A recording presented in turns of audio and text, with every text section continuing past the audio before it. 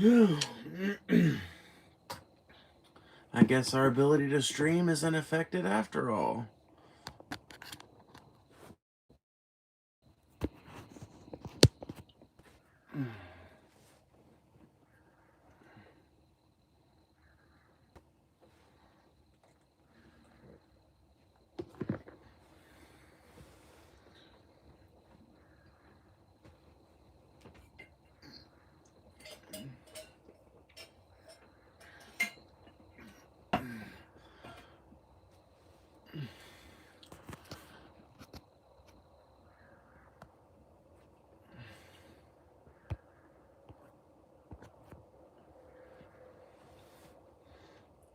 Hello. Hello, Arya. Hello, Margot. A streamy from Phoebe. Hi, Wardens. Tomorrow you're housed. That is so cool, Margot. I'm so happy for you. That is awesome. That is genuinely great. Couldn't ask for a better outcome.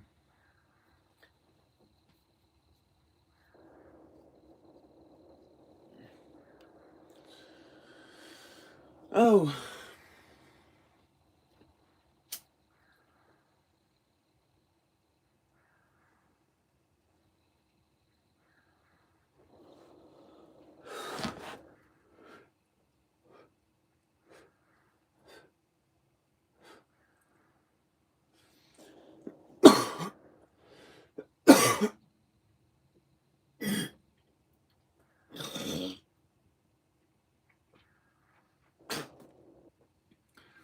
Got my first copyright strike this morning. I guess, Al Arabia? Al Arabia? Arabia? Al Arabia? I'm not sure how you're supposed to pronounce it, but apparently whatever Middle Eastern media conglomerate owns the debate between Christopher Hitchens and Rabbi Shmuley, um, copyright struck one episode of, or one copy of the Religious Ode. Luckily for me, I was able to get the other copy downloaded before it got struck too. I am going to go ahead and file a counter appeal since it is like a major media conglomerate.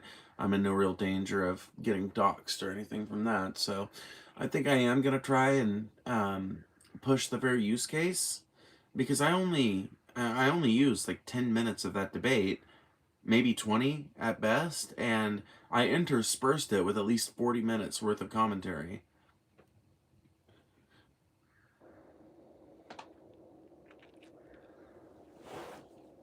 Yeah, I mean, it's just one measly little copyright strike, and like, provided I'm a little more careful in the future, I can probably avoid something like that happening again. It just sucks because it was being used in a way that is completely consistent with fair use.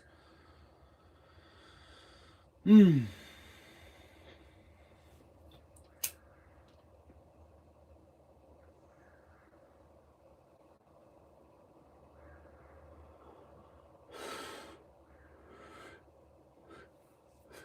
What's up, Big Gabe?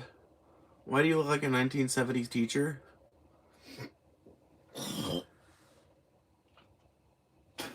Because I got good style, I guess. What's going on? You're not yourself tonight? I feel like I'm not any less myself than I normally am. Lucifer rearranged your guts and now you can't walk anymore? Dope. Nice. Good for you. Make sure you guys hit that like button as you're rolling in. Half you guys hit that button right now, that'd be like 45 likes. Show us your forehead? I mean, you can kind of see it through the bangs.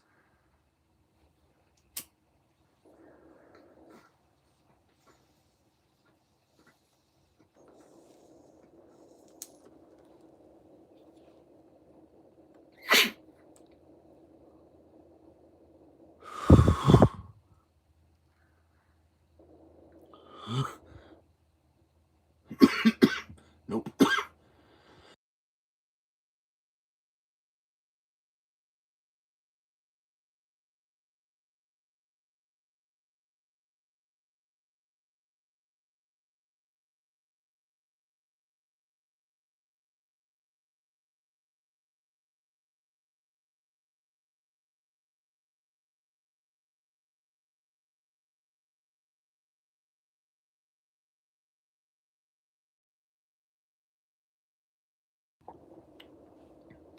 Whee! Bro, you can't handle it? That was like a 10-second long hit from a bowl that's mostly keef. I can handle it fine. It was just a particularly intense hit. It's weird, I've never heard geese flying this late at night. I'm sure they do it, but I've never heard it. So it's weird to hear some flying overhead while I'm streaming. So, in yet another stunning example of Israeli control over American media and government apparatuses, there is a bipartisan resolution that is to be debated and possibly voted on in the House within the coming weeks. That is, get this, centered around mainly Hasan Piker and Candace Owens. And to be fair to Candace, it's all about the same thing, which is anti-Israel sentiment. This is basically, I want you guys to understand how big this is, okay? This is basically the US government codifying criticism of Israel as anti-Semitism. That is not what anti-Semitism is. Anti-Semitism is not, like, it is not a good idea to conflate anti-Semitism and anti-Zionism, because you can believe in the right for Jewish people to live fully actualized lives where they are free to practice their religion and free to associate with other members of their ethno-religious identity, and also not support the creation and maintenance of Israel as a Jewish state. You can hold those two beliefs in tandem. You can believe, on the one hand, that Jewish people are like human beings that deserve rights, and that Israel is an ethno-state that is morally and pragmatically unjust.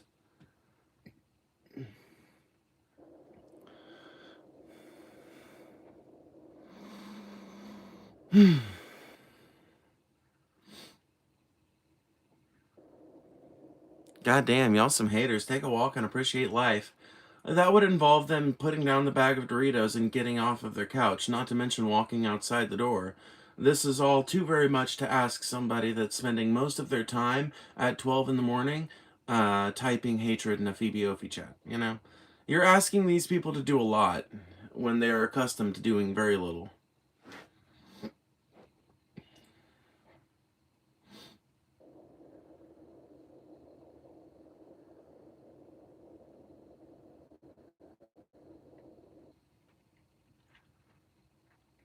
Wait, the 35 plus Islamic ethno-states, hold on. Islamic is not an ethnicity. Islamic is not an ethno-religious identity. Okay? So anybody can become Islamic. Like, you can't just become Jewish. Like, I guess you can in terms of religion. You can, in theory, convert to Judaism. But it's not exactly the same thing. There are lots of ethnicities in Iran, for example, which is an Islamic theocracy, but which is not an ethno-state. So I'm not sure. Maybe you're referring to some really obscure countries I don't know about, but I feel like if you're talking about any of the major players in the Muslim world, none of them are ethno-states. Theocracies, sure, but ethno-states? No. Very well articulated. Thank you for the $1.99 puzzle board. I appreciate that a ton. Islam is a religion? Yeah. Yeah, exactly.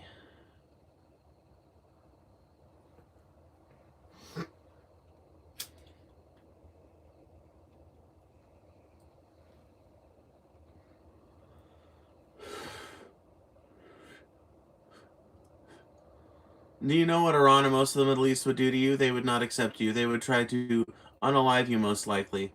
Where did you hear this at? I'm just curious. Are you just basing this off of the gruesome ISIS videos that you watched when you were a kid, and now you're assuming that any Muslim person behaves that way?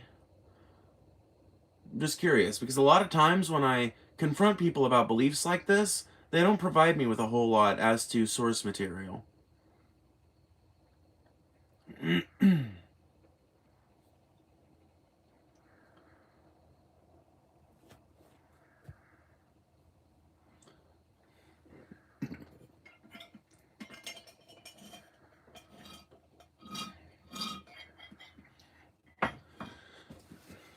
don't you wear earrings? Because I find them mildly uncomfortable.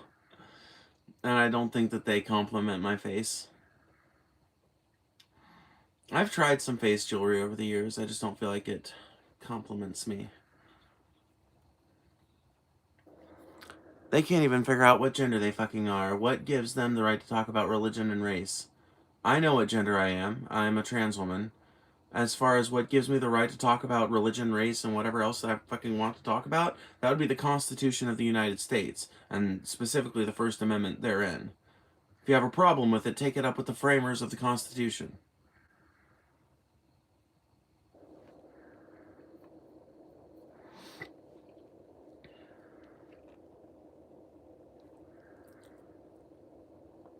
Are you new? They hate you. They hate all non-Muslims. Spoken like a fucking true product of the American Western propaganda atmosphere. Spoken like a true victim of Western state propaganda.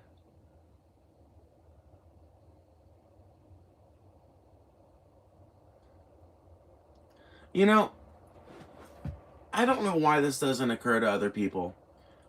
But whenever you've got like a whole bunch of really powerful, really rich people telling you that you just have to hate some specific group, doesn't that like doesn't that kind of like raise alarm bells in your head?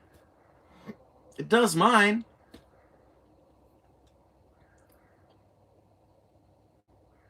You're walking propaganda yourself, no? Huh? In what way?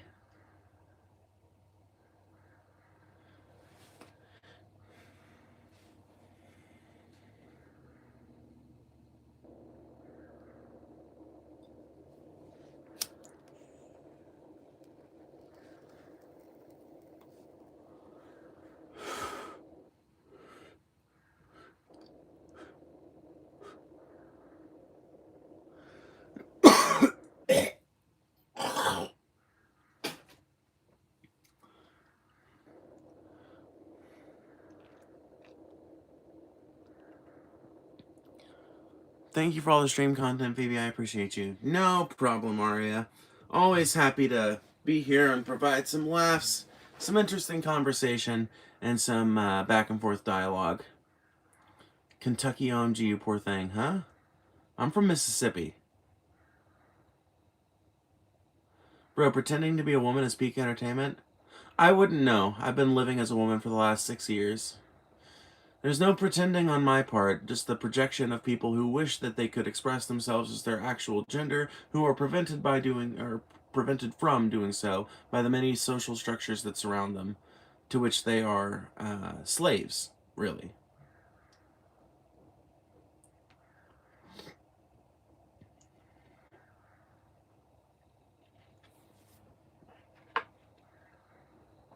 You calling it pretending doesn't undo the century now of concerted research into transgender people. Sorry. I take your opinion no, like completely non-seriously at all, and especially when compared to the opinion of medical scientists who train for upwards of 12 years to be able to publish anything on the topic. Research, yeah, the 100 years of research that's been done into transgender people, the 100 years of concerted research that's been done into trans people that originally started in Western Europe, mainly Germany, that was stamped out by the Nazi regime, but revived in the 1950s and has been becoming ever more complex, verifiable, and studied ever since. You would do well to learn a little bit about history if you think that trans people are something that was invented in the last 20 years to fuck with you and steal your women. You really need to, like, you really could do with a few history lessons.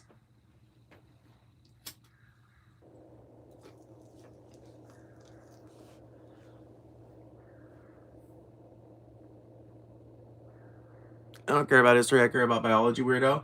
Well, the biology says that there's a very distinct separation between sex, as in what's between your legs, how your body grows its cells and everything, and gender, which is the psychological process that goes in, or I'm sorry, that goes on inside of all of our heads that relates to those sexual characteristics, but that is not intrinsically tied to them.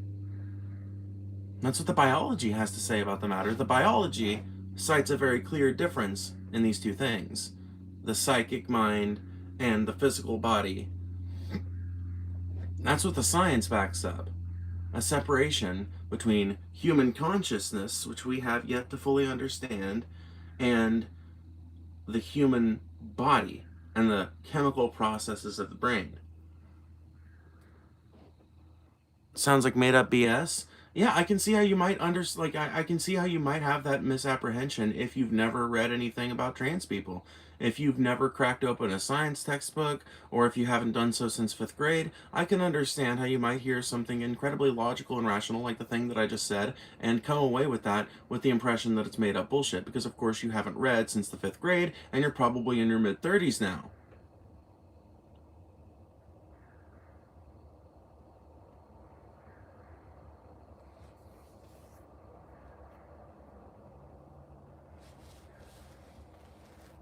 Explain the science? Sure. So we have known for, I mean, certain communities have known for far longer, but we, as in like the like general, like I shouldn't say we, but science, I guess, is a good better way to put it. Science has known for the better part of 100 years that there are certain people, about 0.6% of the overall population, who are, as near as we can tell, born into the wrong bodies functionally. Their brains don't match up with the bodies that we're born with.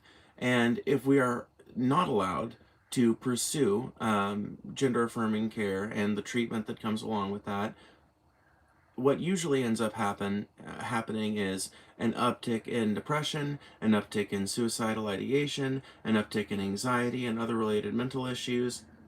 There can also be physical issues that arise from trans people who are, in fact, trans because they've got some kind of intersex disorder, and for whom those the gender affirming hormones that they would receive would actually balance them out and make things right.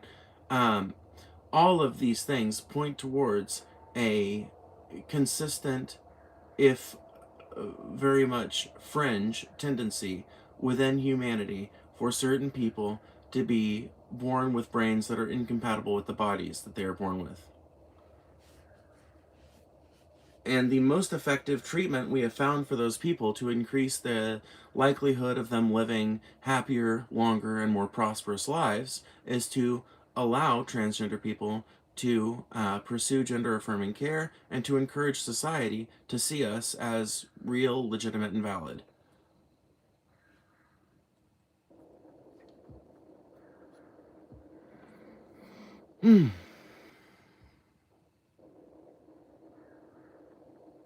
I really do need to have just like a list of named articles in the Lancet. I can just send you guys over there every time it comes up.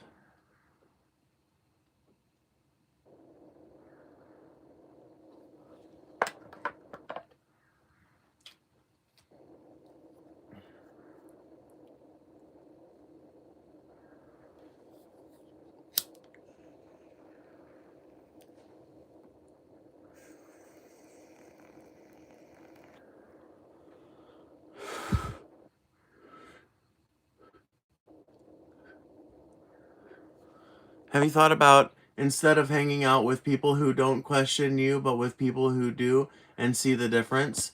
Interesting. So the premise here seems to be the only reason you think you're trans is because you're hanging out with weirdos who are okay with you being trans. But the funny thing about that is, when I came out as trans, that is not the friend group that I was surrounded by. I had a few friends that were supportive, but I lost pretty much every friend that I'd made before 18, except like two in the aftermath of me coming out as trans. So the idea that it's all some product of my friend group is completely retarded. I went through knowing that I was going to lose friends from my original friend group, and I've only been happier because of it. Not because of losing the friends necessarily, but because of being out as trans. Stop pretending. Once again, the fact that the only thing you can see in this conversation or stream is pretense points towards an internal conflict within you. Something you have not resolved, either an attraction to me with which you are uncomfortable or an internal gender conflict of yours that needs to be resolved through, I don't know, cross-dressing maybe?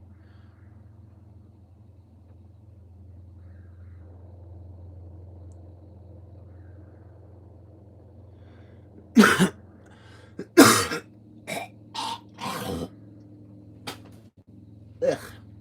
I'm glad I have a trash can over there. Jesus loves leading transphobes out of hell. That's true. I think it might be one of Jesus's favorite hobbies. Thank you for the $2, by the way. I appreciate that a ton. Do you date women or men? I guess either. Usually women, though. Jesus doesn't exist. I mean, whether or not Jesus as a person existed, I think is a matter of debate. Was Jesus the Son of God? I think unequivocally no. But at the same time, I don't try too hard to convince nice Christians that they're wrong, you know? So when it comes to somebody like Josiah, I'm not exactly, I don't know. I don't find it very necessary to convert someone out of their Christianity unless their Christianity is being used as part of the narrative fuel for their bullshit.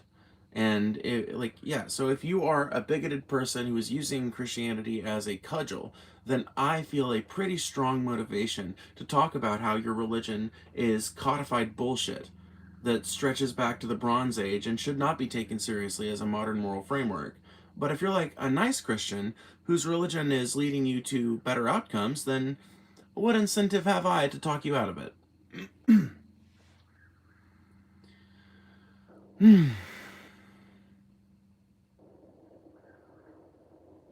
You can identify however you want, but science doesn't back race change? Well, I guess it's a good thing we're not talking about race change then, huh? Guess it's a good thing we're not talking about, like, transracialism, huh? Good meme, by the way.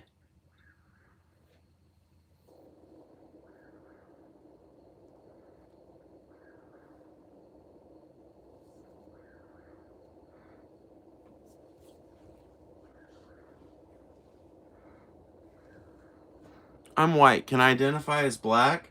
Yeah, actually, it's totally fine. No one's gonna have any problem with it. In fact, I know a couple of good neighborhoods in Missouri where you can try it out.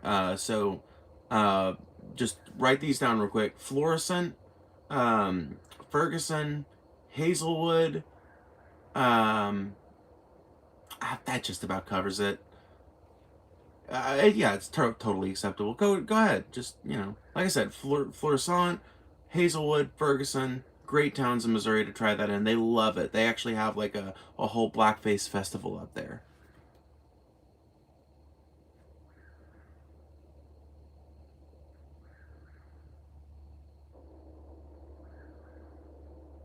Is anybody in the chat bright enough to get what I'm doing?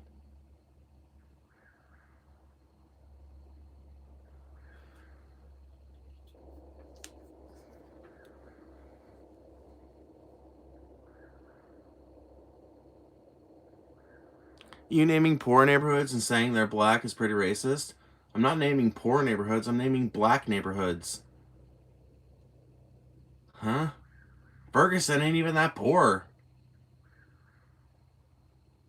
Sure, it has been throughout, like, certain chunks of its history, but as of the last time I went to Ferguson, it seemed like a pretty functional fucking town compared to the rest of North St. Louis, especially.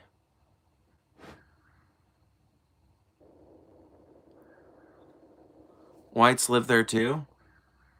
So? It's 2026, bro. Black people live in the suburbs too. Bet you didn't know that. Haven't been outside your door in a while, so you probably missed it, but walk down the street once or twice, you might actually see a black person in your precious suburbs. As it turns out, the lines are not quite so black and white anymore, but the tendencies still exist.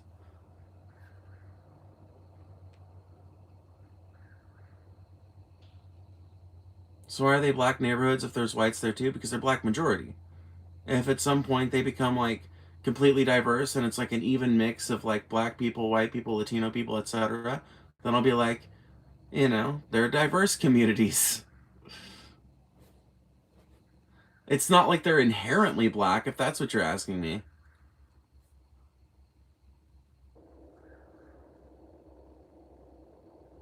Banks are racist, short answer. Yeah, basically, yeah.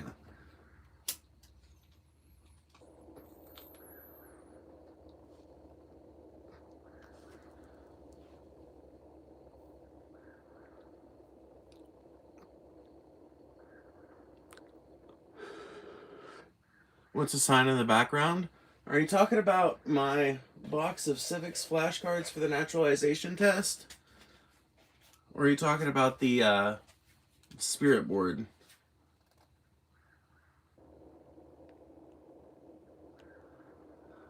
I like to bust this one out whenever somebody says that I don't know shit about physics. Sometimes we test the people in chat with this.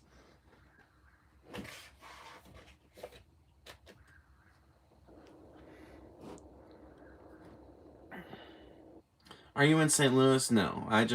I grew up south of St. Louis in one of the rural community kind of areas down there. And St. Louis was just like the big city near where I grew up, so I ended up going there a lot. Ended up having a lot of friends from that region.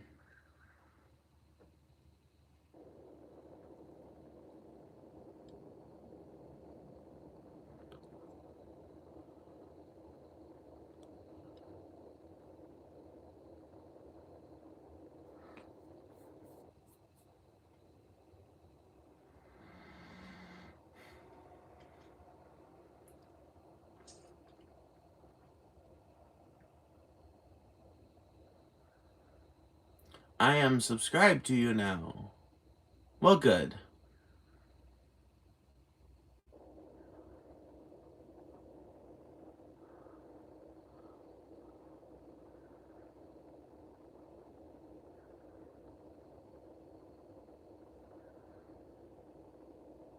What's your favorite song to play on the guitar and back?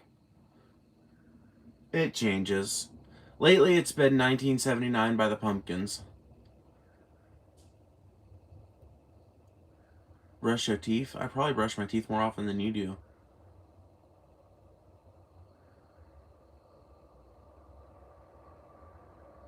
Right? Because taking a loan out when poor would be good. Interesting. Interesting little correlation you made there. Interesting. You just made the same correlation somebody trollishly accused me of making earlier. But now you're actually making it. Surely you don't think every black person who applies for a loan at a bank is necessarily poor, right? Not only that, but like banks are famously quite willing, or at least more willing, to help a poor white family on the come up than they are to help a poor black family on the come up. So, like, you might get your fortunes changed around, but if you're a black family, you're going to face more discrimination regardless, even if you do start getting the paper behind you to be able to, in theory, set things right. It's going to take you most of your lifetime before people stop having automatic presumptions just based on like your credit history and shit. And like there's extra weight added to those presumptions when you are a black person or a black family trying to get ahead.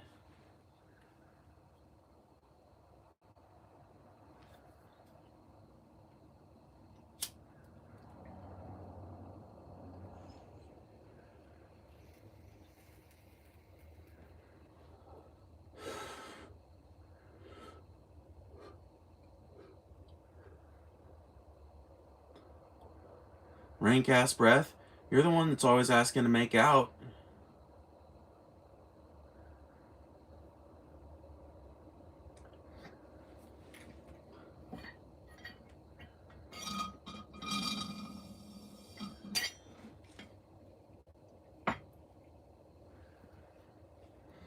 That's objectively false. As someone who works at a bank, we often don't even know the ethnicity when underwriting a loan.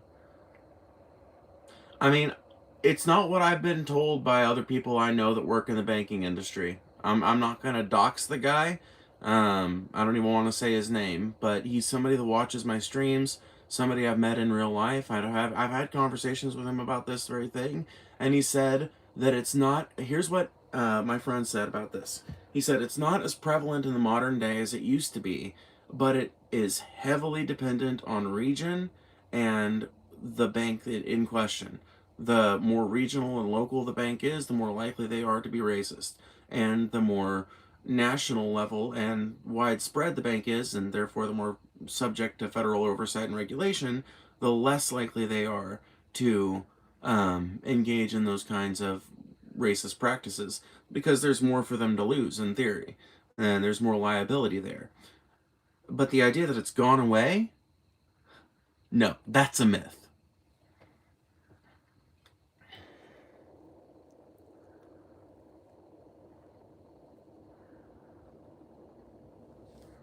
I love how Android and everybody else in the chat's beating you back harder than I even have to.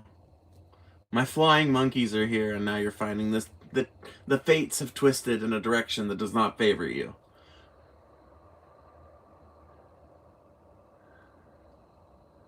It's not that we are cruel, it's just that we are keeping up the shame he doesn't have, huh? I don't know if you realize this, but I do not give a fuck about anyone else's sense of shame or perceptions about how they feel about me. Because you know what I have found? Regardless of everybody's stated perceptions, regardless of all the bullshit people talk, somehow my money continues to spend just as green as anybody else's. Somehow I continue to be able to walk down the street unhindered. Somehow the world keeps on spinning and life keeps on going. And I remain unfettered by the judgments of small minded people.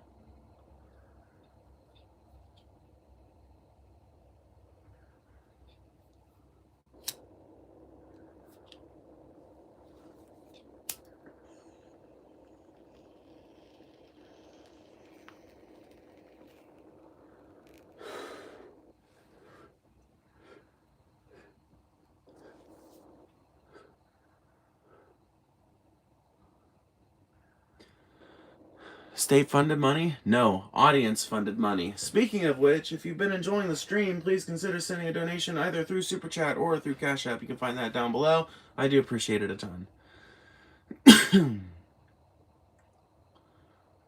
I thought they put a crackdown on trans fats. You know, that's the first funny thing you said all fucking stream. I've been streaming for so long and nobody's made that joke. I've been monetized for a year and nobody's made that joke. King Bugs with the 10 gifted memberships. Holy shit, thank you.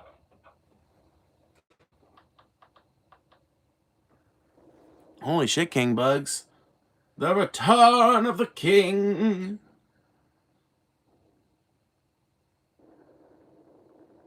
Etaerelo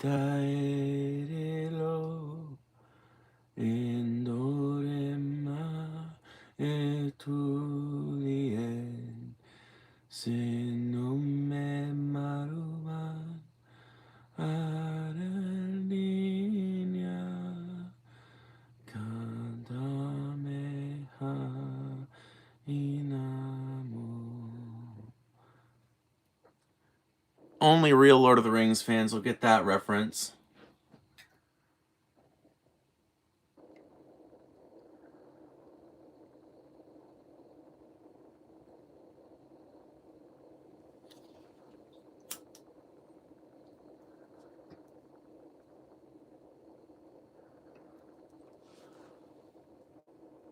Shit's sad. You say so. I'll say this much. I'm pretty happy in my life. There are things about my brain that make it so that I can never I'm always going to have ups and downs, you know? But the ups have been higher and the lows have also been higher. The lows haven't been as low. I don't know how to put it. I feel like things have started to normalize, things are starting to get better, and I'm pretty happy with my life as it is right now. There are big improvements I want to make, but the fact that I can see that forward direction is something that I've never really had before. So, I mean, you can think it's sad if you want to. I can't control how you feel, but I'm pretty happy. I feel pretty self-actualized. I feel like I'm living a pretty enjoyable life as lives go in 2026.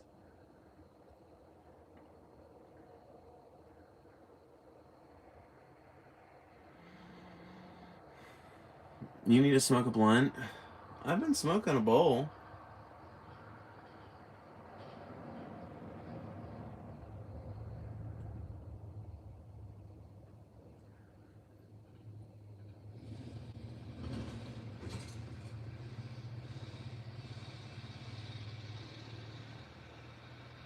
Thoughts on China spraying hormone disrupting chemicals in the shipping containers? I think that's bullshit. That's complete fucking bullshit, dude. Why would China need to be spraying growth hormones of any kind in American shipping containers? Number one. Number two, how would that be, like, affecting the things inside? Like, it takes active chemical processes for things to transfer like that. Um, it just seems like a really complicated way to do that when, like, if China, like let's just say that China did want to do some kind of population control to the US or guide the populations in some specific way.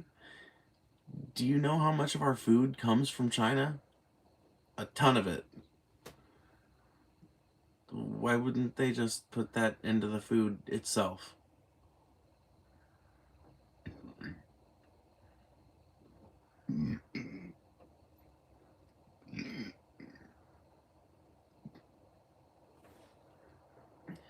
You get more action as a woman? Actually, no. I feel like on the whole, I slept with more people before I was out as trans, with the exception of the first year I was out. Um, but after that, holy shit, Midnight Doll Hairs, thank you for streaming. Of course, Nanbot, thank you for the $20. I appreciate that a ton. Thank you, thank you, thank you. What a way to ring in the first day of May. Um, but yeah, no. I feel like if there's been any change, it's like I probably have had less partners since I've came out as trans, but I feel like I'm more selective about the partners I do have, which is probably an improvement on the whole.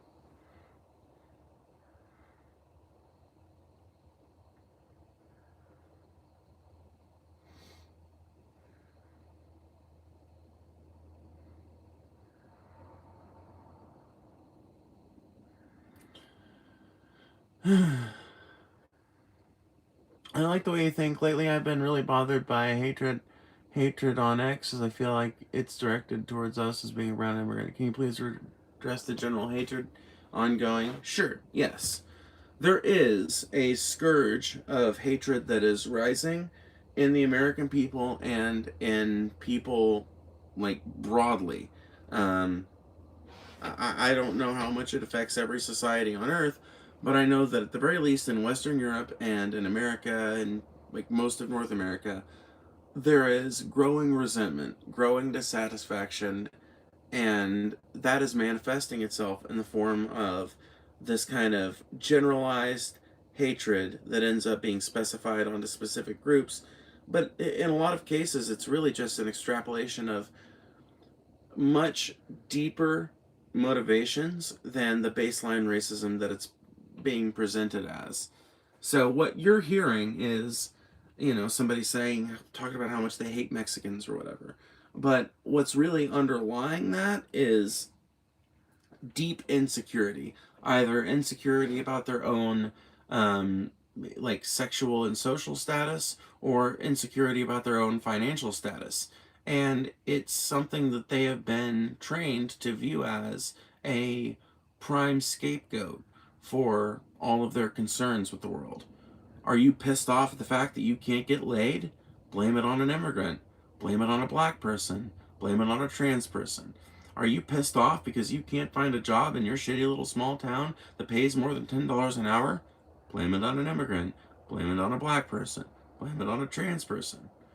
Are you pissed off because you don't get along with anybody in the city that you live in or in the suburbs that you're a part of and you can't find any friends to hang out with anymore? Blame it on an immigrant. Blame it on a black person. Blame it on a Jewish person. Blame it on a queer person. You're starting to see the pattern here?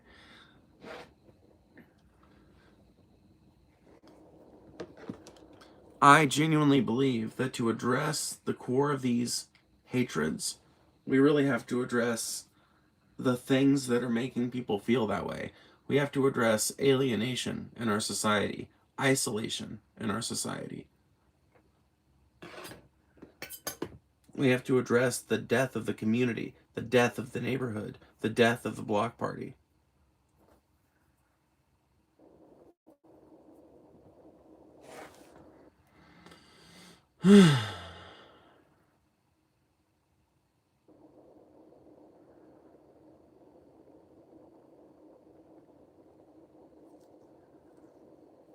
So true, Phoebe. Thank you for speaking about this. Yeah, 100%. Thank you for being a member. And I hope you choose to re-up if you were a gift member. But yeah, no, for sure.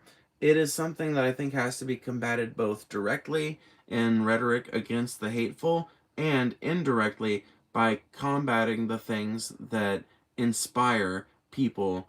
Well, not inspire people, but we need to ameliorate the things that leave people vulnerable to the kinds of arguments that make someone virulently racist. God damn it.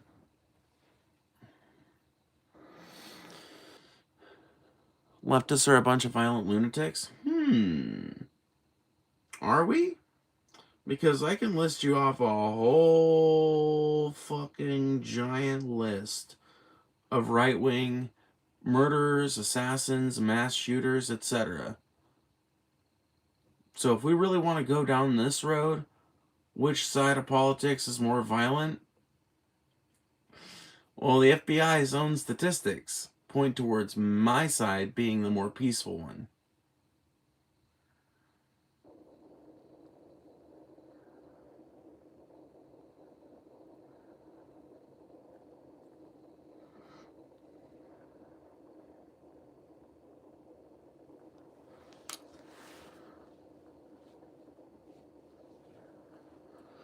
If you're concerned about the immigrants having their land stolen, then why would you be pro-immigration? Two things can be true at the same time. It can be true that America stole massive amounts of land from people that we claimed we were engaging in good faith with right up until we stole their land, and that America is a unique place with with a particularly interesting relationship to immigration, partly because of that history. And the answers to those two facts being true are like totally different policy areas.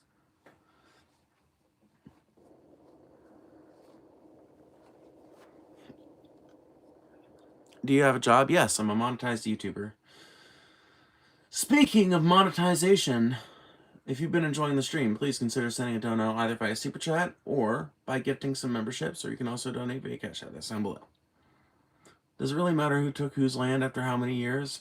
I mean, I think it does on some level if you want to address like long-standing systemic inequalities. Sure, yes, it does. It can. Do you have any fictional cross? No.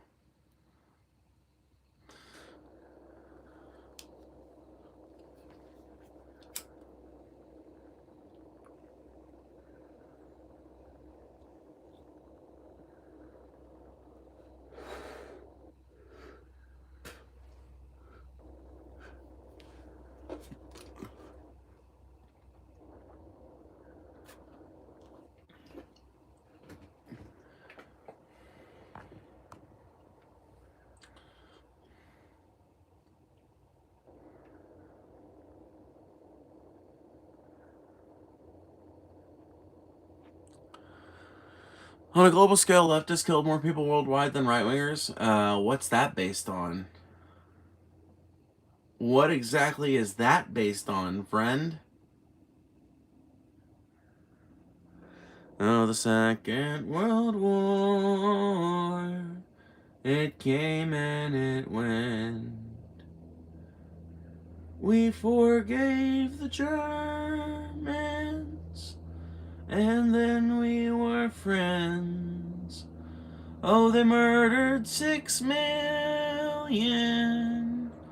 In the ovens they died. But the Germans now too have God on their side.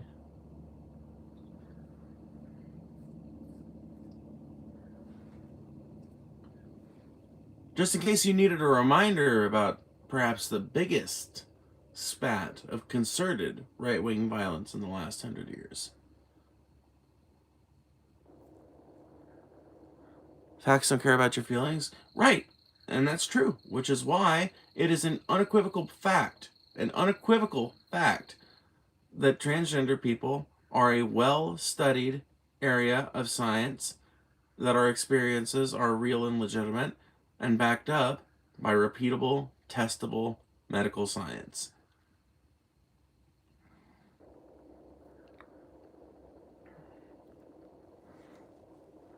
You are a drug-addled social parasite, correct? Sure. Yeah, sounds good. I am whatever you say that I am. If I wasn't, why would I say that I am?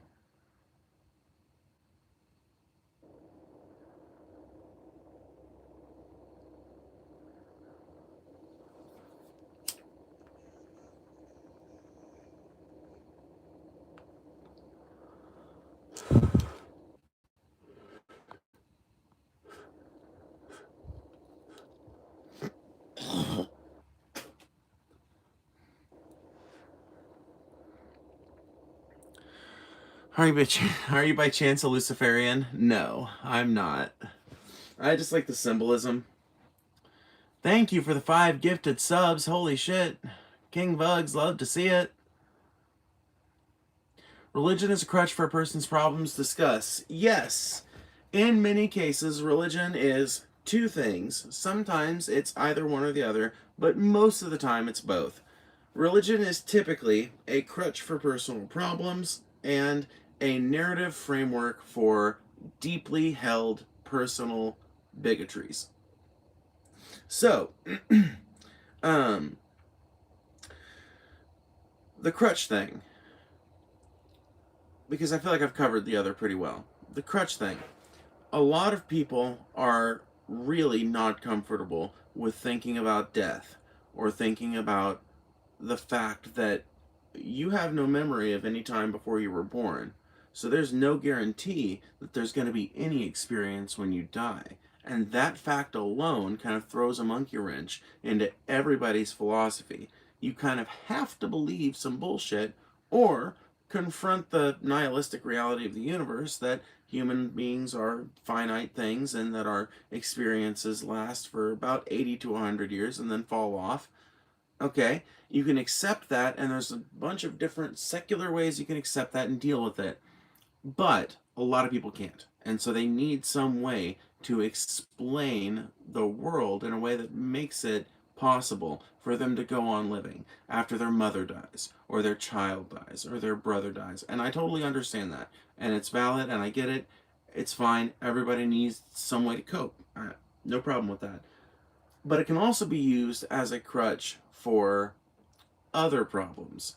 Somebody that has like a complete unwillingness or inability to address anything without some kind of divine narrator overlaying it all.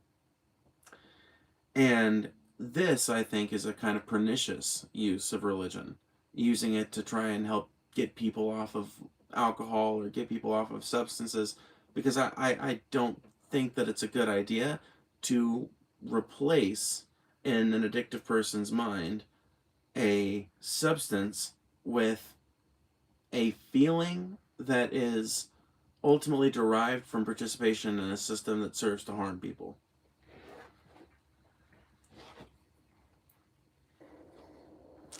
Let's see here. We got another super chat. Let's read that. Super chat. Arwen, respond to Massachusetts policies. What about their policies? Let's see. Did you type it in your chat?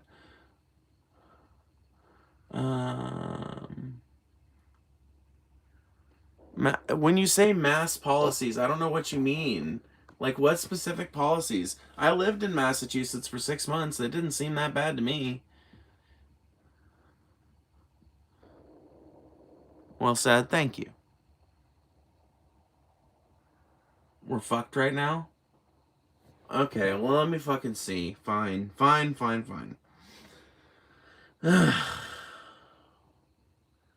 Let's just see. Let's just see what's going on. It can't hurt, right? News, Massachusetts.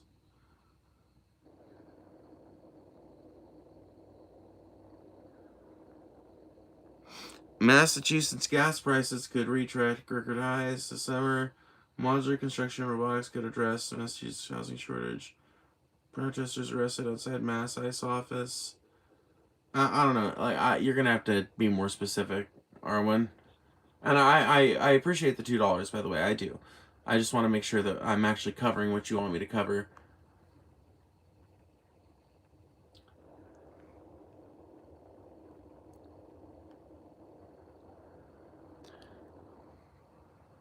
Was Mao a commie? I think Mao was trying. But no, I don't think he really came all that close.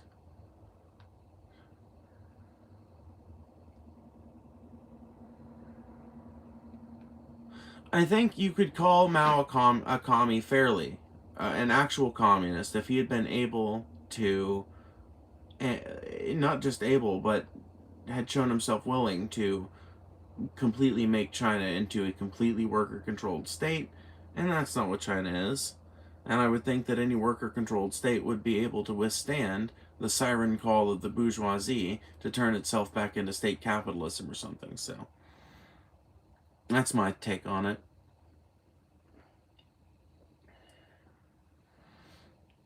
Religion is not designed to harm people. It's more often co-opted to harm people. Yeah, 100%. Multi-housing forcing on the MBTA. Okay. Multi-housing. Wait, what? What's going on? Housing MBTA.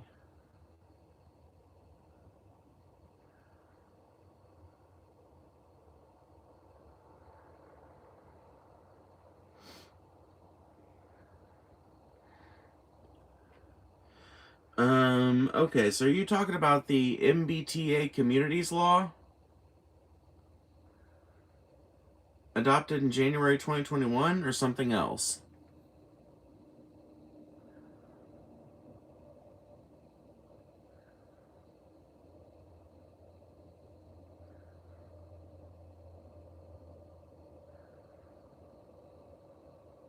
Both socialism and capitalism will fail with corrupt leadership. I actually do agree, and that's one of the reasons why I'm such a big fan of fiercely local leadership and grassroots movements and things being monitored closely by people that are actively participant on the ground level. But it would require kind of a sea change to the way we look at civic participation in this country. I recognize that. Let's see. Arwen. Damn it. Arwen, type faster. I need to know what you're trying to get me to look at.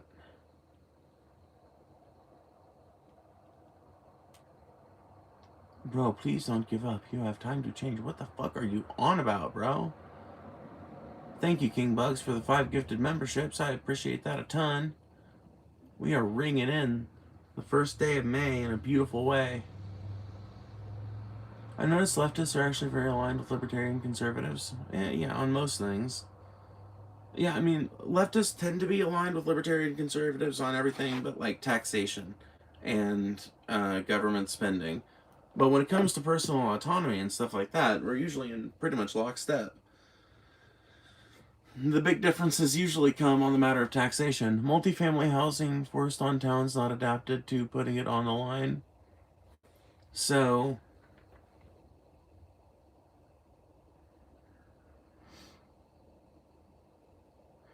okay, Arwen, I'm gonna read this off, and you tell me if it's what you're talking about. MBTA Communities Law Q&A. What is the MBTA-CL and what does it require? The MBTA was adopted in January 2021 as part of legislation to strengthen the state's economy. It was passed by broad bipartisan majorities in the legislature. The Senate voted unanimously in favor of the act, and the House voted 143 in favor to 4 against. Governor Baker signed the act into law on January 14, 2021. It requires 177 cities and towns to establish at least one district of reasonable size in which multifamily housing is permitted as of right. Where possible, the district must be within a half-mile from public transportation. MBT communities must permit the development of housing suitable for families with children and may not impose age restrictions within the district. Is that what you're talking about, Arwen?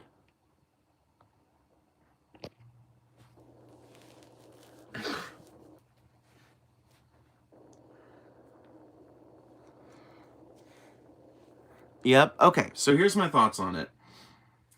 Changes like this are often uncomfortable, but unfortunately necessary for Massachusetts to continue to be one of the nation's leading powerhouses in terms of educational output, financial output, just being a beautiful, wonderful place to live, no matter where you're at in the state.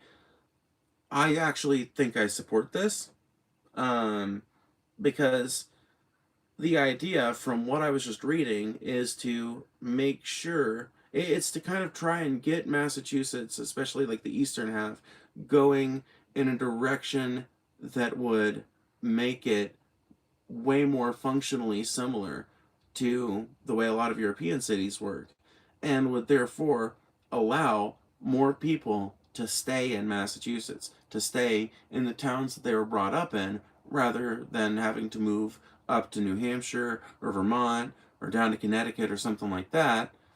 You know, it seems like it might be a good thing. I understand it's going to be uncomfortable. There's going to have to be changes made, and I think it's notable that that what I was just reading off, which was from mass.gov, by the way, what I was reading off says where possible.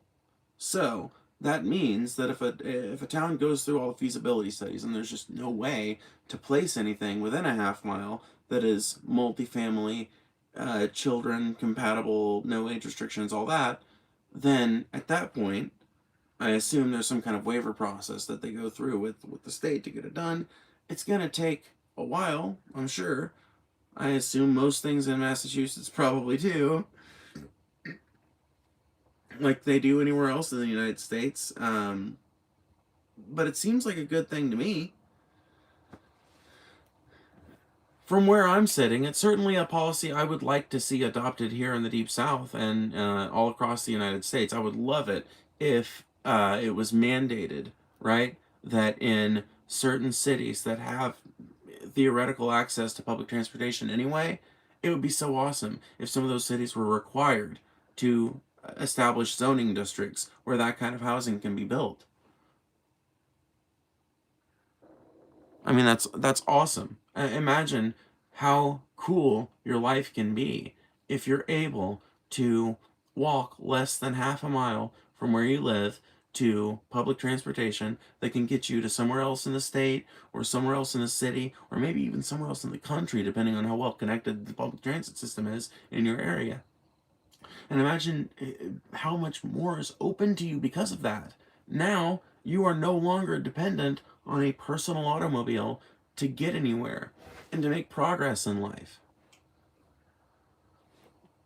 Let's talk about the fines. Salem fining housing, not plowing sidewalks and getting fined. Well, seems like they should do the thing then. I don't know, man. Seems like they should do the thing then. If they're getting fined for not doing the thing, then for why they not do the thing? It's fucking Salem, Massachusetts. You're telling me they ain't got enough tax money? They probably got enough tax money just on the fucking sales tax from goth shit every year alone.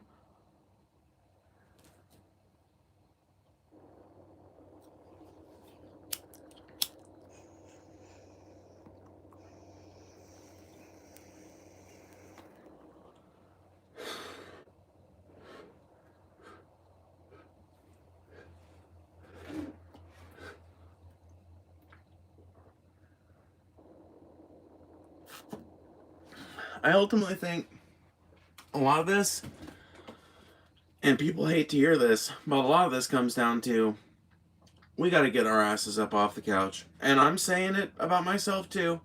I'm saying, like, participation on the local and state level has never been more important, because there are places where good policies are being passed by cities that are being restricted by the state, and there are places where good policies are being passed by the fucking state that aren't being followed through with by the cities that are invoked in the legislation.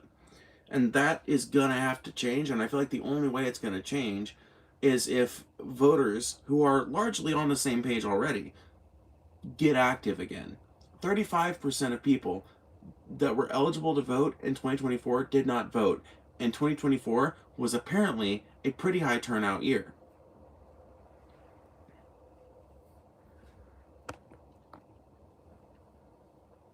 Again, I participate in town halls. Well, I'm not saying you shouldn't. I'm not saying you don't.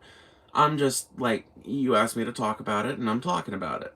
I think that the solution to a lot of these problems, and yes, they are real problems, when the state passes a law that might, in theory, help a lot of people, and I really do think that this would help a lot of people, like just on a individual, humane level, and help Massachusetts' economy, which is already doing great anyway, but could always use some boosters, like any good state could.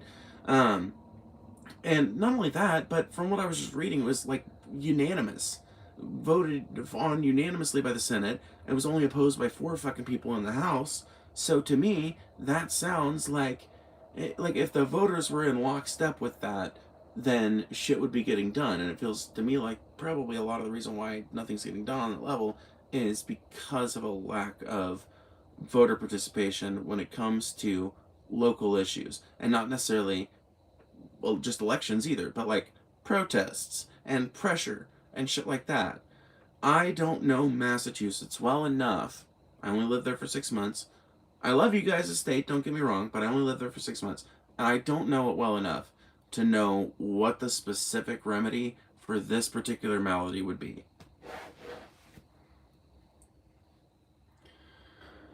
Oh.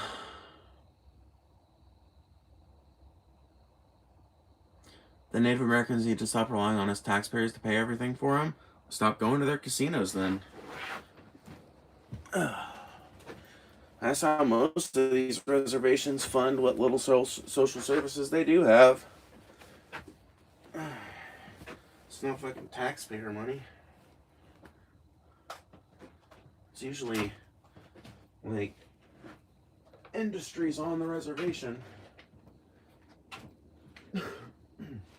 Casinos, dispensaries, shit like that. You know, like any sovereign nation funds its economic development.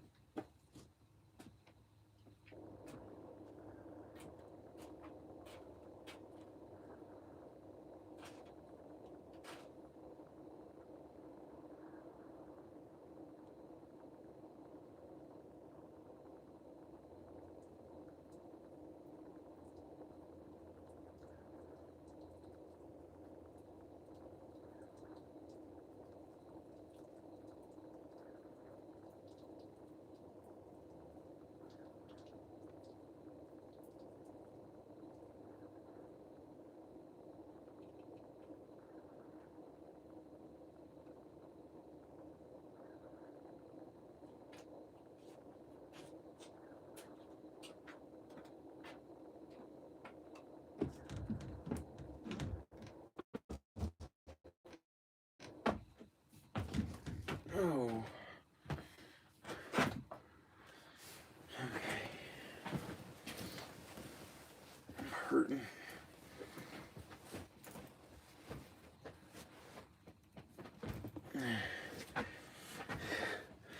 Oh, I'm in pain. But that's okay. It's one of the many rewards of being fat. Chalk it up to the game. Anyway. I know that room smells horrible. You would be surprised. I actually have Febreze in here, specifically to make sure that it doesn't ever smell bad in here.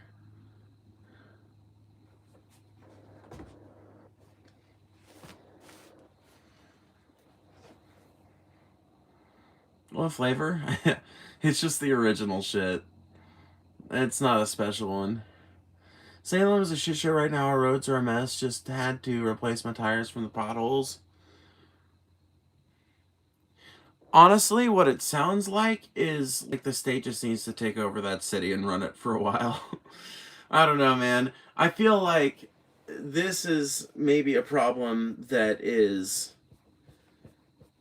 I don't know. I genuinely I feel like someone with more knowledge about mass in particular would need to answer this and try to help you come up with some kind of theoretical solution, because I just don't know enough about their particular politics to know, like on a town level, I just don't know. But I look at a town like North Adams, for example, and most of the towns in Western Mass, maybe not most of them, but most of the towns that I went to in Western Mass were pretty nice. I mean, like, um, Adams is less nice than North Adams, to be sure. North Adams is less nice than Williamsburg, but for the most part, all the main thoroughfares are pretty much pothole free. Most of the side streets seemed relatively well maintained. Um, a lot of the infrastructure didn't seem all that much older than what I would have dealt with in pretty much anywhere else in the country. In fact, a lot of it seemed newer. So I feel like it's something that can be addressed within that state's infrastructure, but I just don't know what the specific set of solutions and policy steps would be for Salem to correct that. I love how MAGA keeps posing their cult in their daddy's name as if that's going to be enough to shut you up or intimidate you. They live in such a little bubble now. Well, you have to understand what MAGA is going through right now, okay? They're going through the 5 stages of grief. They are going through the Kubler-Ross model. And they are currently deep, deep, deep into the anger stage. They are pissed. But what you're witnessing is a crumbling movement. Keep in mind that every pro-Trump demagogue has now turned on him. From Alex Jones to Tucker Carlson to fucking Marjorie Taylor Greene. Pretty much everybody who helped his, Nick Fuentes even, pretty much everybody who helped his rise to power in 2024 has now turned on him. Has called him the Antichrist, has said that he needs to be 25th Amendment outed and shit. There is so much tension within the MAGA movement owing to the fact that all of the people that listen to these people still want to be part of the Trump cult because that's like what their personality is centered on now. But the demagogues that they spend most of their time listening to aren't putting that message out anymore. So they have nothing that they can do at this point but flail wildly and vaguely towards anybody that looks even remotely leftist. I think that Iran is a good thing. I do too. I think it's high time that America realizes that we're not the big Billy Big Dick on this fucking planet anymore, and that there are other countries that can check our power and will if given the opportunity through our stupidity and blunder.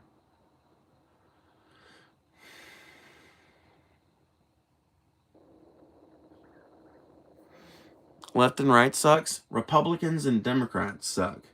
When it comes to left and right, there are fundamental divides that I think makes one side a hell of a lot more guilty for the suffering of humanity than the other.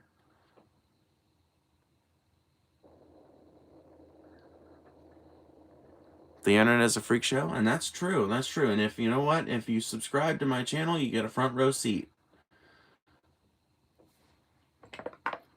You shouldn't have human rights. Neither should you, bud. Can't imagine why you're lonely, the lonely toker, saying bullshit like that in random people's chats.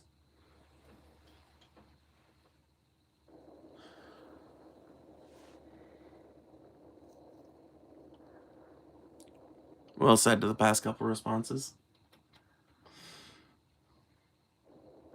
If you've been enjoying the stream, by the way, consider donating either via Super Chat or via Cash App. That's down below. I appreciate it a ton. You guys' time and money is valuable, and I appreciate your support. Politics is the longest living hellscape for humanity. I mean, it's just the way we relate to the way our world is governed. Politics is just shorthand for the many different practices and discourses around figuring out how to run our society. So looking at it like it's its own specific hobbyist thing is, in my opinion, really silly and short-sighted, because it's a lot more important than that. Don't donate to this bum. Somebody's gonna donate just because you said that. Dude, you have no idea how the psychology of this chat works. What signatures are on the guitar? Paul Zigo, Scotty Kirk, and TJ Kirk wrote "This Machine Kills Janists," but my dumbass fucking accidentally wiped it off with my damn arm while playing. Are you a fan of Trump? Nope. Pretty damn far from a fan of Trump. Are you a girl? Yes.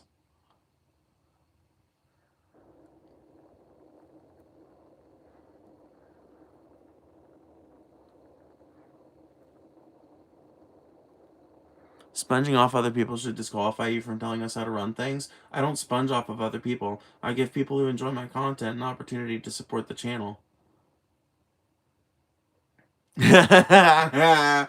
Thank you, Nan Bud. I knew somebody would come in clutch. I knew somebody would. That's why I said, you don't understand the psychology of this chat, do you?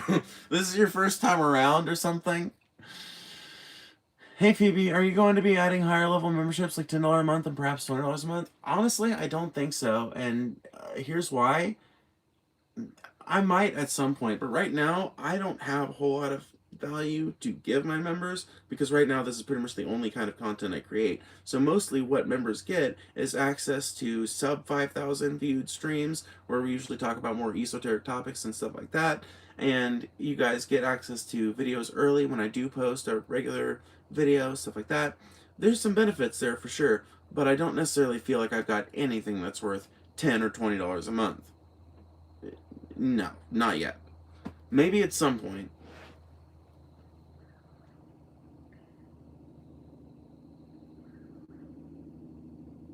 Congrats, you've created a platform where Republicans and the few sane Democrats can get together and make fun of you. You've effectively brought us together. Well, not just you guys, but also the many and varied personalities that come in here to fuck on you guys with me.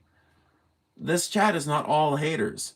There are 2 donations scrolling by from regulars right now, and I bet if I read every fucking chat, I would probably find that around a third of the people watching are in support, or a third of the people commenting at least. No way to know the proportions of people watching and how much they hate or love you.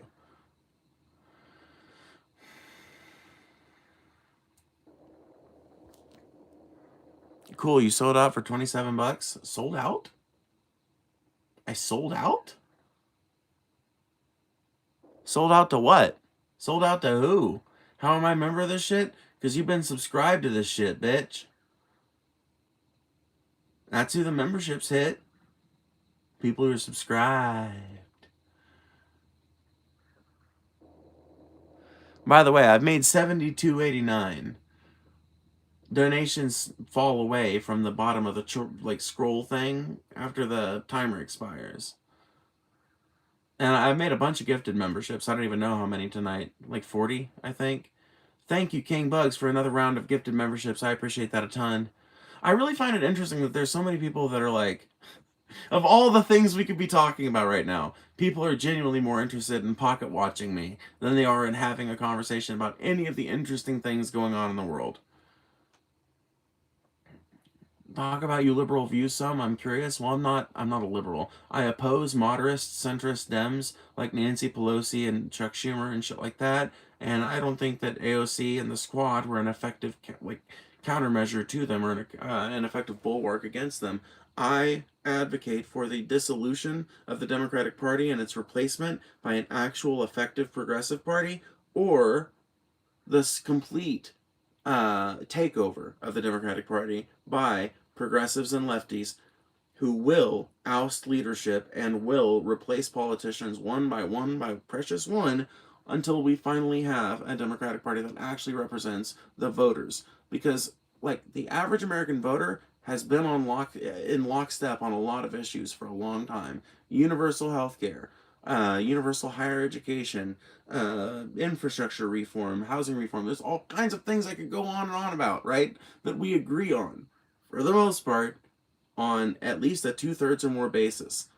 The reason why the Dems still have so much trouble winning despite that, despite the fact that they coddle up to that rhetoric in the run up to an election, is because they have never shown themselves willing to commit fully to the project of bringing these things to fruition. And I don't think that they can under current leadership and makeup of the national level Dem Party. So I think it's either they get subsumed by the Republicans and an actual progressive party pops up in its place, or they get completely taken over by progressives and the moderate centrist Dems, the Pelosi types and shit like that, the shit libs, just end up going over to the Republicans and restarting the Republican old guard.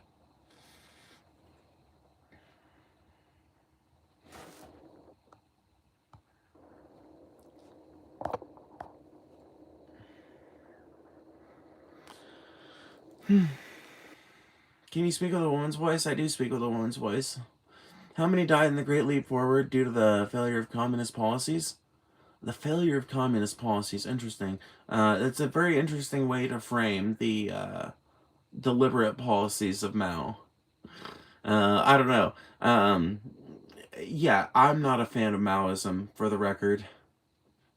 I don't know where people get this idea. I'm an anarchist. I'm an anarcho-syndicalist. I believe in market socialism as a transitory system to get us between, like, here and that future system that might happen eventually.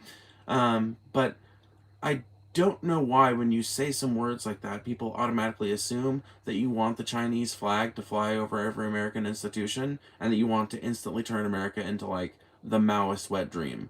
I don't get that. It feels like a bit of a straw man to me, personally.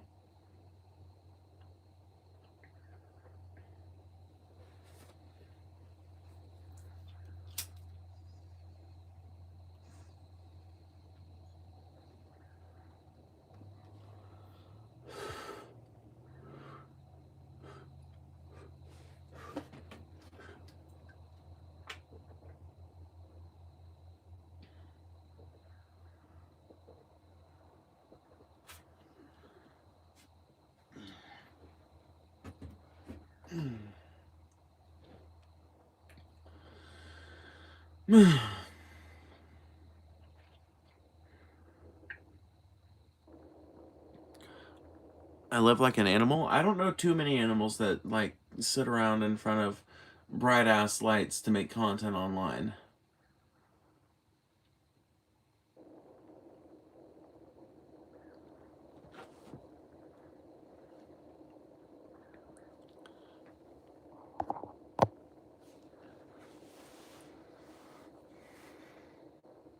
Are you happy with yourself? I am incredibly happy with myself.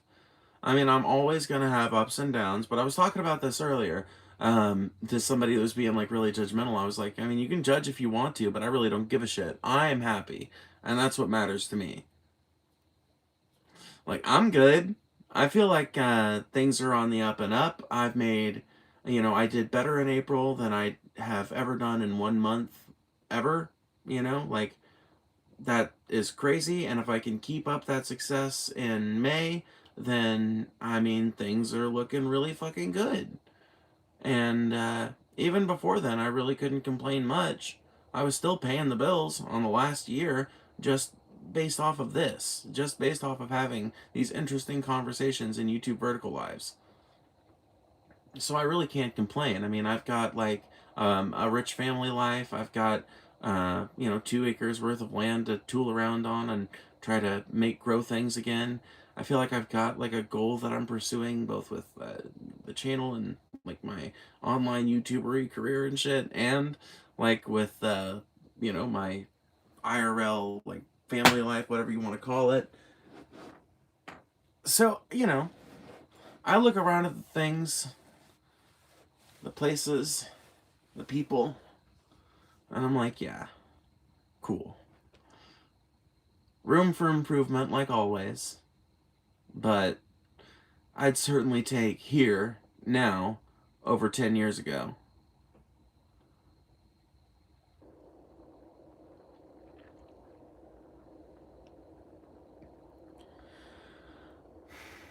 I'm very curious. Do you have a job working for anybody else? Nope.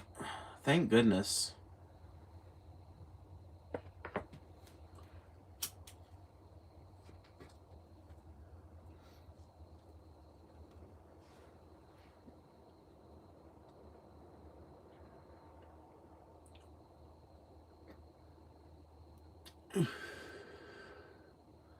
Do you own a gun? That's none of your fucking business. I keep hearing straw man. What does that mean? It's basically an argument that somebody constructs for you instead of actually defeating the real argument that you made. So you might say something like, I just think we need some, common sense understandings around who should be able to get a gun and under what circumstances, like that's all. And someone might say, oh, so you literally want to just take every single person's gun instantly. That's a straw man. They have straw manned you. They have taken your argument and extrapolated it into something you didn't say so that they don't have to address what you actually did say. And if you fall for the straw man, then what you'll be arguing with instead is this bizarre, absurdist concept of like hyper extreme partisan politics that nobody ever brought up.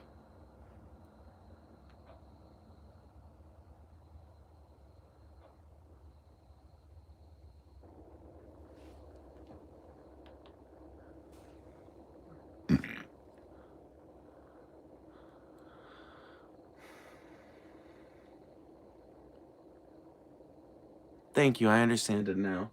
Well, I'm glad I was able to teach you a new concept. Hopefully.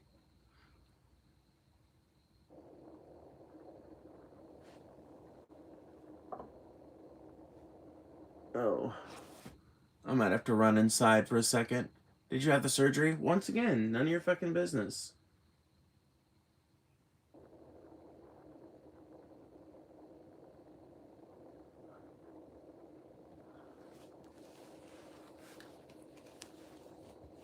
Did you just fart? No. You're outside? No. I'm in like an office building kind of thing. It's not an office building. It's like an office trailer, just a tiny little trailer like you might find a construction site or something like that. But it's just serving as uh, an outbuilding on my property right now that I have effectively turned into a little miniature streaming studio. There's not much to it because there's not actually electricity out here right now. I'm running all this on a fucking extension cord. Not that it's that much, it's just like a phone charger and two lights, but still. Eventually, I would like to, I don't know. I think about so many different directions. On the one hand, I don't really like having a separate place where I stream and a separate place where I live, but on the other hand, I kind of do. And I don't think I figured out which one I like better yet, but I think I do like having like a separate place. Really, what I need is to be able to have a separate place that is every bit as capable and outfitted as inside. So I don't know if that'll mean eventually turning this into a fully actualized little office of its own that's like fully outfitted and has heating and air conditioning and its own Wi-Fi and shit, so I don't have to prop the door open so I can get a Wi-Fi signal proper. Or whether that'll mean getting some other outbuilding put together and doing it in that. I don't know.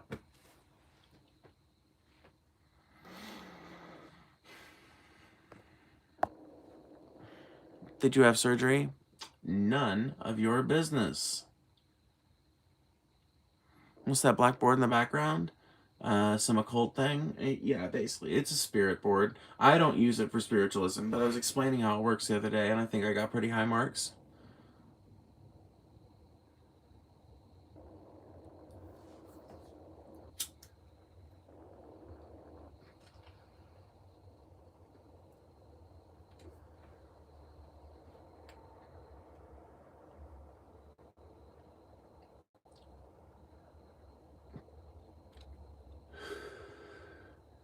I came out in 2020, not 2026. Idiot.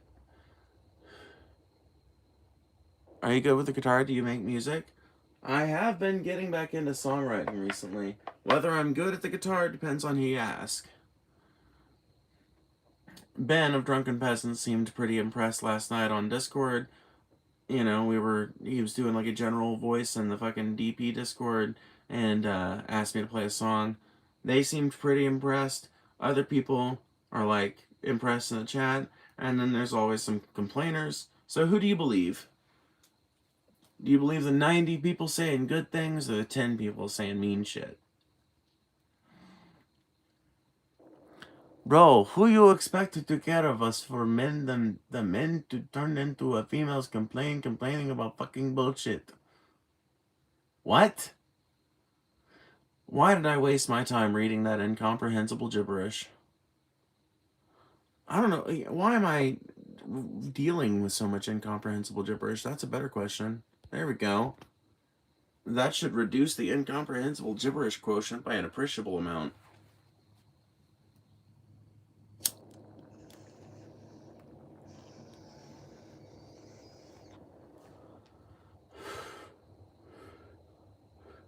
My question for you: do you see the reason in the light of all the violent rhetoric the left is enabling?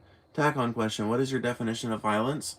So my definition of violence would be like physical harm done to another person, I guess. I don't consider I don't consider harm done to property to be violence. Property can be rebuilt and rehabilitated.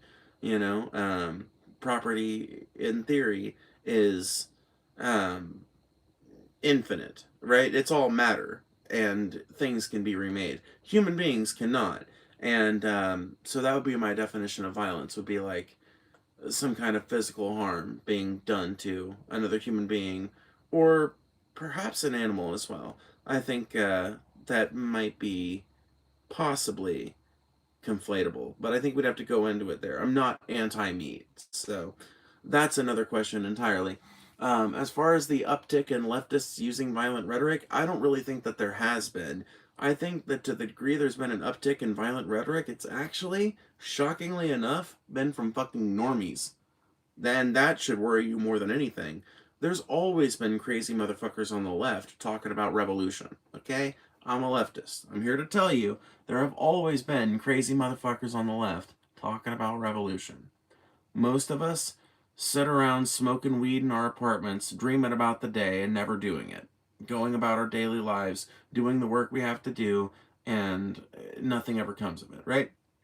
That's always been a thing. The uptick in violent rhetoric that has happened has actually been from like normies, and not just like Dems, but like everybody. Like this idea that the left has been getting particularly violent in its rhetoric is just so silly when you've got like oodles and oodles of chat logs from right wing Telegram groups and fucking group chats and shit, and you've got all these like endless, boundless tweets from right wing chuds and shit like that. You got right wing chuds being arrested and their body cams being released online for terroristic threats. It just seems like it's a bit of a, not, maybe not a bait and switch, but like a red herring. Um, Everybody's trying to get you to focus so heavily on leftist violence and leftist violent rhetoric, but at a certain point, if you really think about it, you realize that the violent rhetoric is coming from all sides, pretty much everywhere at this point. Then at some point, you have to kind of reconcile the fact that it's leftist violence that you're being told to focus on. Why is that? Because fascist violence serves the system. Lib violence serves the system. Interpersonal violence between the working class serves the system. But the kind of violence that is occasionally advocated for leftist or advocated for by leftists doesn't. It's usually pretty damaging to the system if it were ever allowed to come to fruition, right? Now, I'm not a supporter of violent solutions to our problems. I think that we can achieve all of our goals completely peacefully and, as a bonus, within the framework provided to us within the Constitution. And in that way, even though I'm consider myself a far leftist, in that way, in that particular way, I'm a lot more liberal than a lot of so-called liberals on the internet right now, who really are willing to burn it all down because things have gotten to such a dysfunctional point.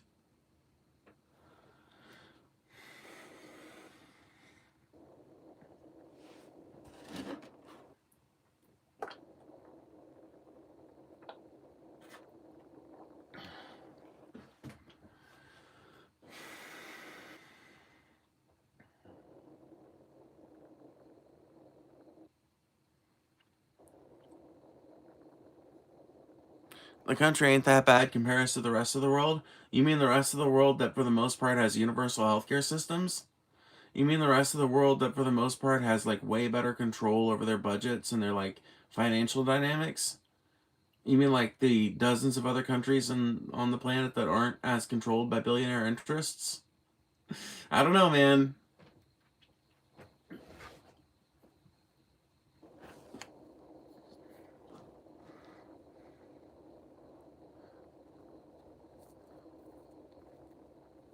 What do you usually eat in a day? I don't have like a daily diet. I'm not like Vosh. I'm not like feeding myself like a human lizard. You know, a rationed, planned out diet of bland foods.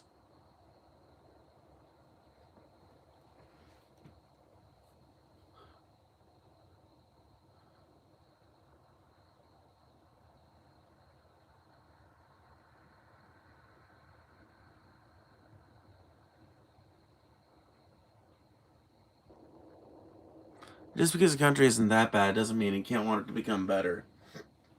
That's another good point to bring up. Um, Even if the country was doing good, what do you just give up? That exact attitude is what makes countries start to fuck up and be bad again. Like, a democratic society requires constant, incentivized civic participation.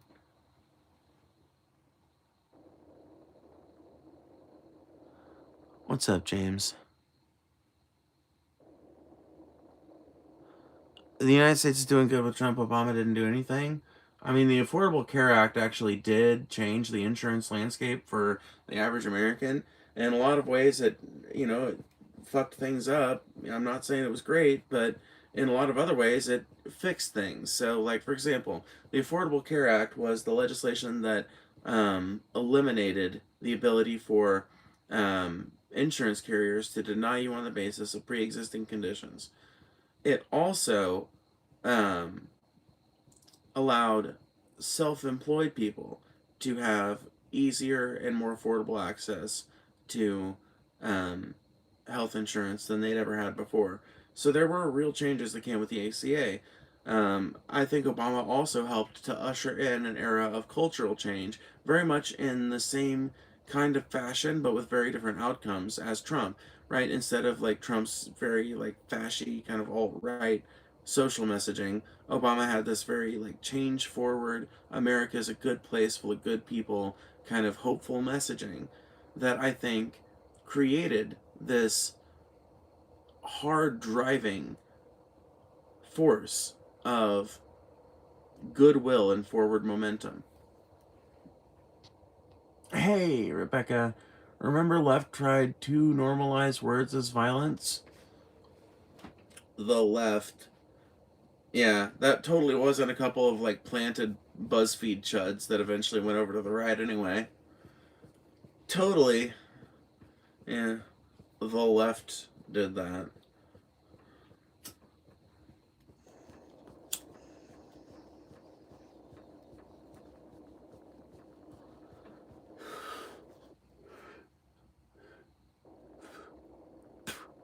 How are you tonight? I'm good. Living the dream.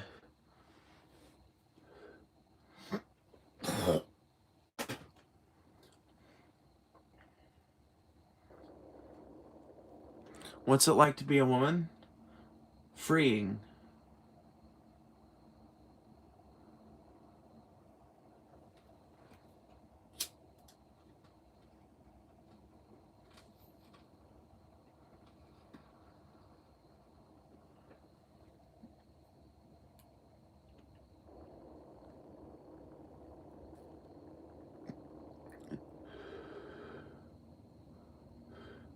Acknowledging that words can carry inherent violence is not the same as word policing, by the way. Yeah, that is true. I mean, that is fair.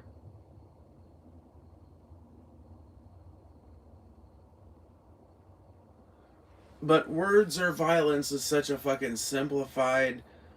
It's a purposefully simplified reduction of the pretty high minded concepts that are presented in those arguments.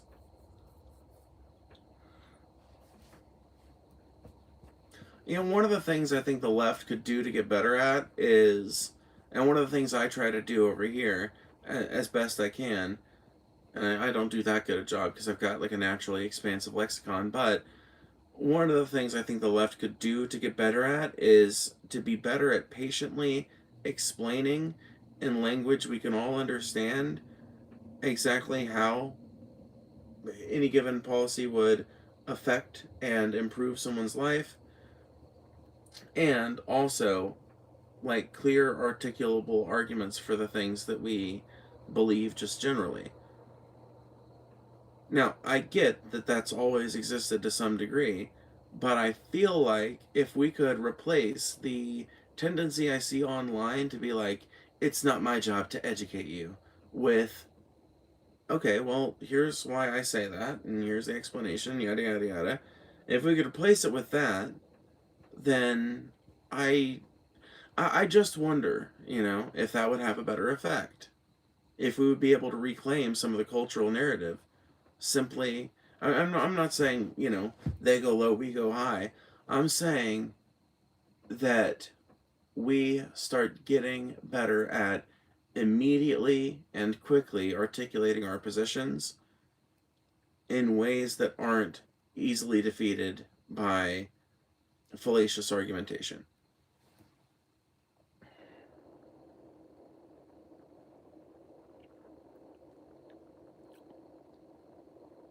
You really like politics, huh? I mean, I think it is one of my special interests. Yeah, probably. I know that's terribly pathetic to some people, but whatever. It fascinates me. Yes, I think that the way in which the decisions are made, as to how we control our world and all that, very, very fascinating. Trump is good president, though. On what metric? What about life has improved since Trump took office?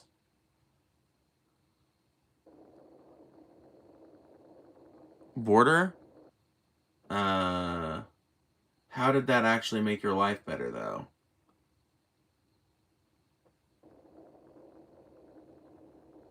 Like, even if we just assume that Trump's getting better numbers at the border, even if we just take that, you know, even if we just take that, right? How has that improved your life? Stopped some drug trafficking? Really? Did it? Because I continue to see drugs being sold in the communities in which I frequent. I continue to fucking see addicts out in public. I continue to see, I've got family that work in corrections. They continue to tell me about big drug busts happening in the nearby communities. So, did it?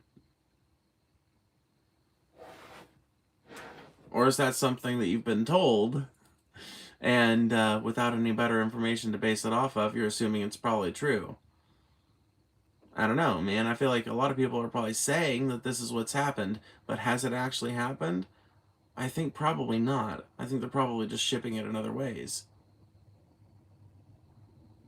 Prices went up, though, which means supply went lower. Well, honestly, there is a principle that applies in all economics that applies equally in drug economics as it does anywhere else. Supply and demand are not necessarily concrete rules, and perception matters just as much as tangible supply and tangible demand, right? So, in theory, the demand for drugs is a rather inflexible demand. Like, you can, I guess, in theory, reduce how much population drugs does certain drugs, etc. But like for the most part, people are going to use the same amount of drugs. They're going to get it somehow. They're going to figure out a way, right? And the supply is also something that, I mean, it's more subject, right, to fluctuation for sure. But drug prices mostly stay stable until something happens that justifies a big price jump or a big price slashing or something. And this is a principle you can see play out in the what would you call it? The over the table economy or whatever. It's a concept you can see play out in both places. If the plug or the plug's plug thinks that they can get away with charging more, even if they're technically not really paying more, they will. So, just because prices went up doesn't necessarily mean supply went down. It could just mean that the perception is sufficiently there that supply is down that it justifies a price hike. So, keeping that in mind, even if we do assume that there's slightly less drugs coming in, that doesn't actually address the opioid epidemic. It just means that there's more addicts that are going through like even more crazy withdrawals and more people that are going through even more extreme measures to get their shit. It doesn't seem like he's actually addressing the problem there.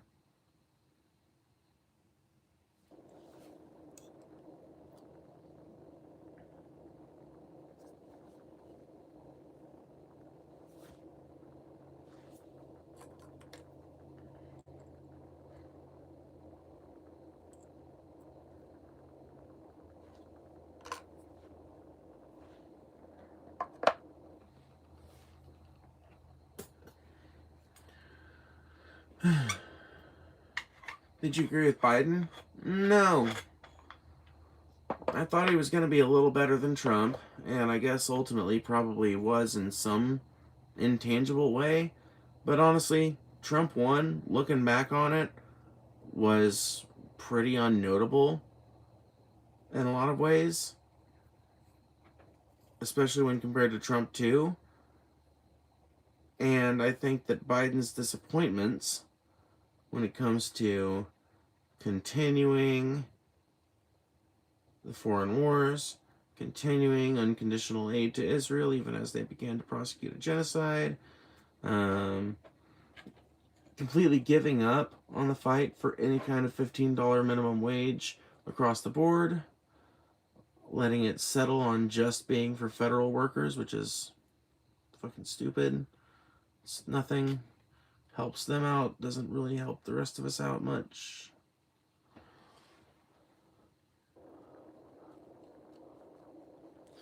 Trump made some mistakes, but he did better than Biden for sure. I think it's debatable. If we're talking Trump 1 versus Biden.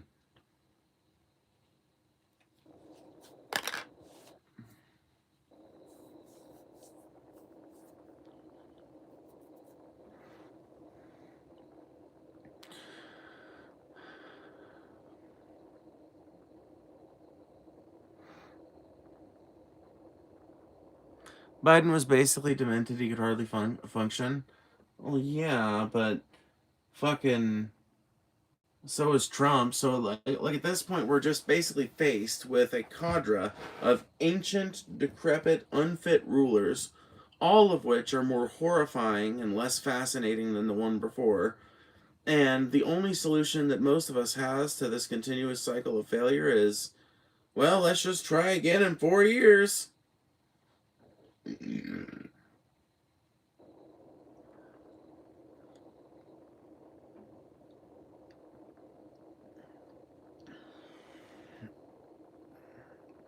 Age limits, they should bring age limits. Yes, 100%. Age limits. Age limits win. Not just for the presidency either. You know, there used to be a standard in America. You'd retire at 65. You know why? Because your fucking brain starts to melt right around 65. You hit 65 for most people, it's like you got 20 years if you're fucking lucky. If you're profoundly lucky, you might have 20 years worth of useful brain function. Now, maybe if you've lived a pretty good life and you've ate a good diet and all that shit, you haven't engaged in too many vices and shit, then maybe you'll retain a lot of that brain function till you're 90 or 95. But like most people don't. Most people start to see a drop off after 65.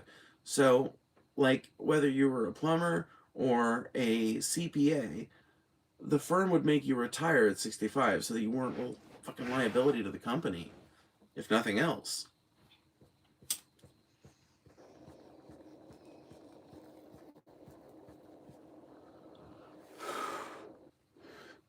That same basic idea applied to our government would fundamentally transform DC.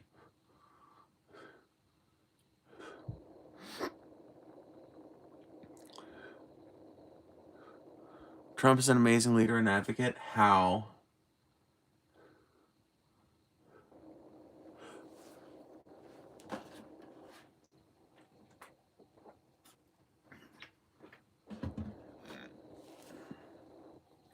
I hope Republicans win midterms.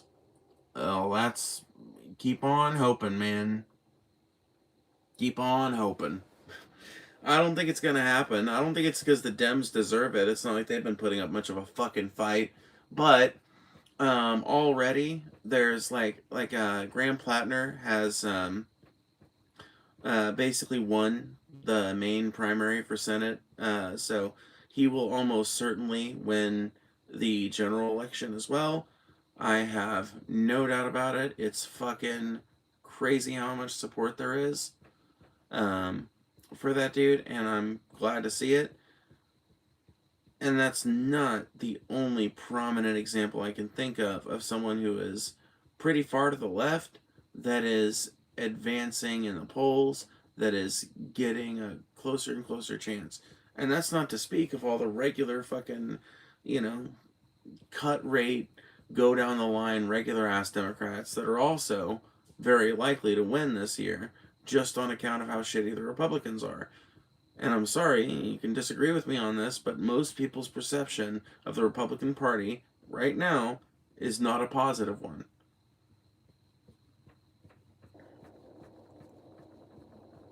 Prices have not gone down, not as an average. They've gone down on specific things, but gas prices are way up. Rent has continued to grow higher and higher. Wages have remained pretty much stagnant for the last 50 years. That's not just a Trump thing. I'm just saying. It's not like Trump has introduced any kind of big change to that. Biden inherited Trump's response to COVID. That was the economic trajectory for a first world country. Americans had one of the worst responses to COVID. Yeah, literally. We did just about everything wrong. There was no coordinated federal lockdown. There were very few coordinated statewide lockdowns. I think the West Coast and some of the states on the East Coast had them, but I can tell you as a Missourian, we didn't have that shit. Maybe we were supposed to. Maybe we should have, but that ain't how it played out. I never got pulled over one time on suspicion of me being out when I wasn't supposed to. Not one time did I ever have to show the cops the little paper that they specifically gave me at the prison to show if I got pulled over to let them know that I was an essential worker. Never had to show it.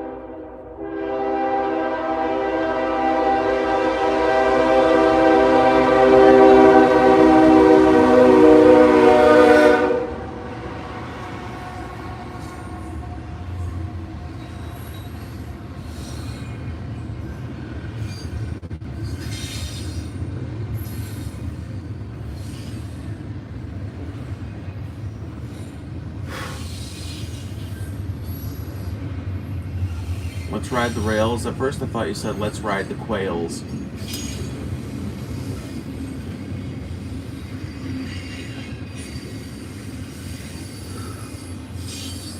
I will be right back.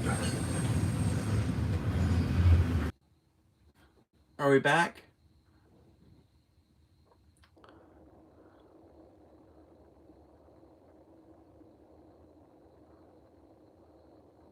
Are we back?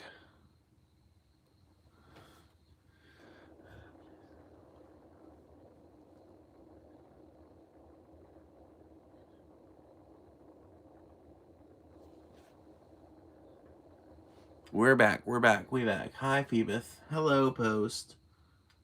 Hello, everyone. Hello, friends. Hello, family.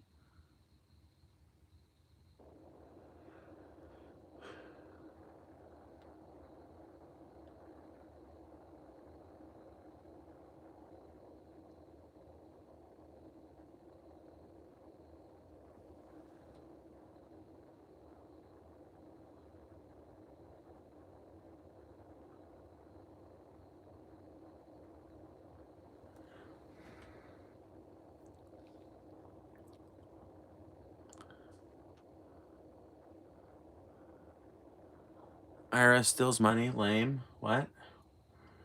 The IRS is the taxation wing of the federal government and is not engaged in the business of stealing money. You have representation. Whether you choose to use that representation or not is up to you.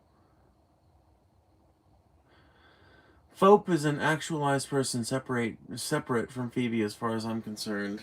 Yeah. Phope is, I mean, she's a crazy bitch. But she is also leader of the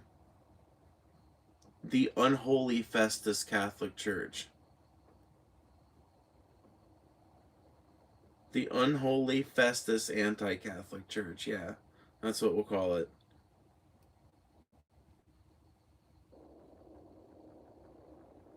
You fack.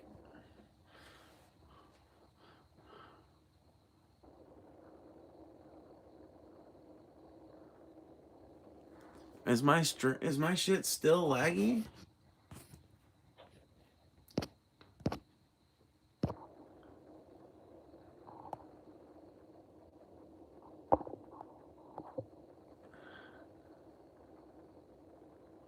Not for me? Okay.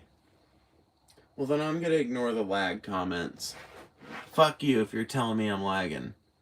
The stream is fucking laggy. Ben's across the room and he's fucking laughing at me. It ain't my fault that I'm fat. I was poor as a kid and I have a bad back.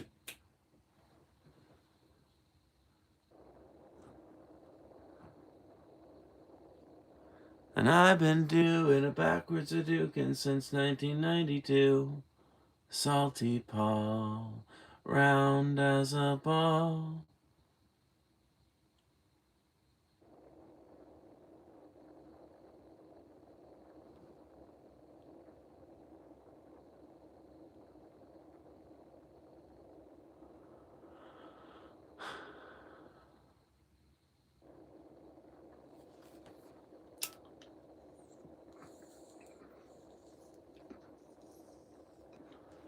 And I'm fat 'cause my back is bent. No telling where my couch from IKEA went. Salty Paul, round as a ball.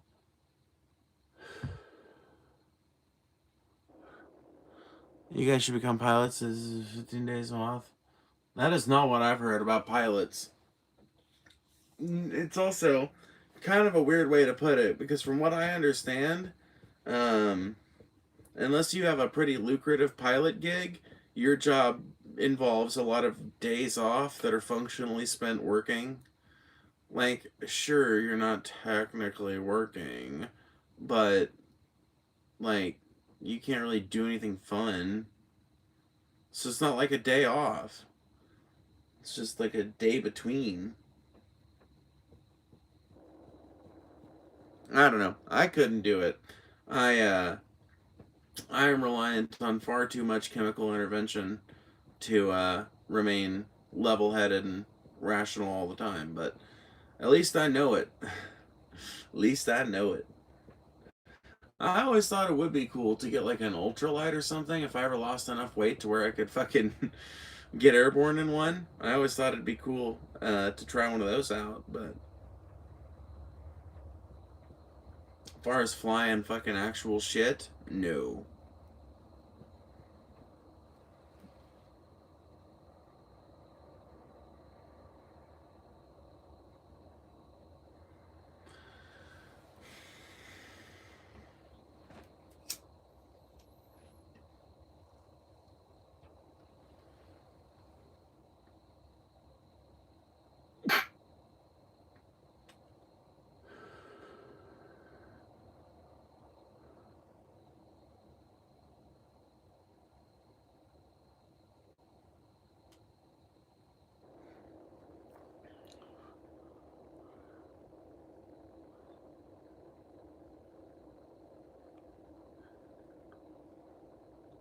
Don't smoke that shit, kills you. I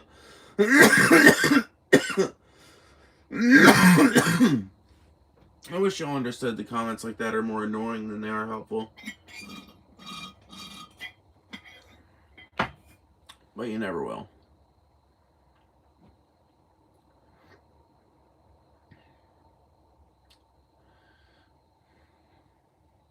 Honestly, Phoebe, I used to be a dabs all day, super heavy weed smoker.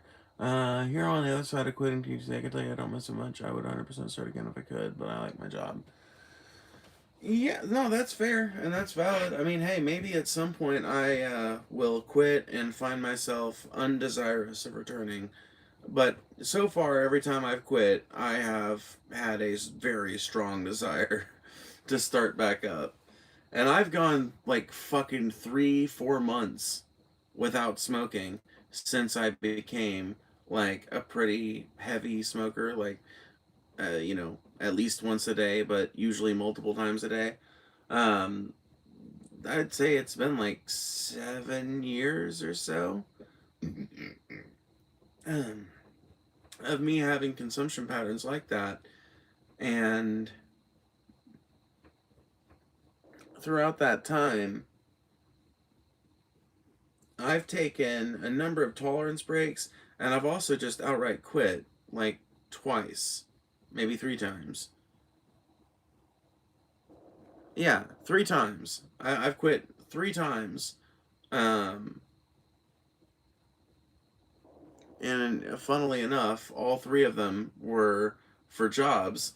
But for all 3 of those, I quit for at least 2 months. For one of them, I quit for 3 months.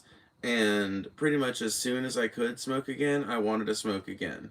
So I think for me, it's just like, I'm fine. I can live sober, but it's just not, like, I don't enjoy being drunk all day. I like getting drunk occasionally.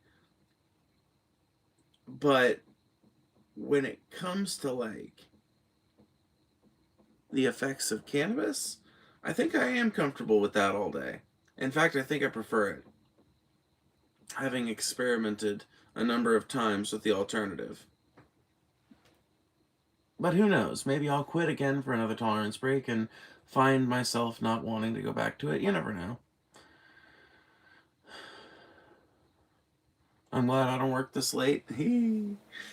Speaking of working late, I'm gonna have to get off here in less than 15 minutes. So, if you have any last dire burning questions, submit them now. If you've enjoyed the stream up to this point and you feel like donating a little money, feel free to do it either on Cash App, which is down below, or the Super Chat button, which is down on the bottom right.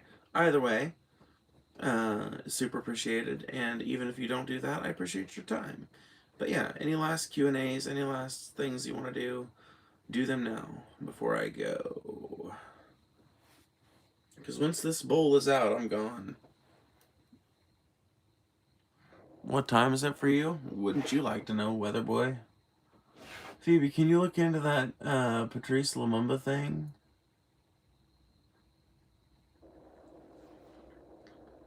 Lumumba. Patrice Lumumba. Patrice Lumumba. I guess we can look into it real quick.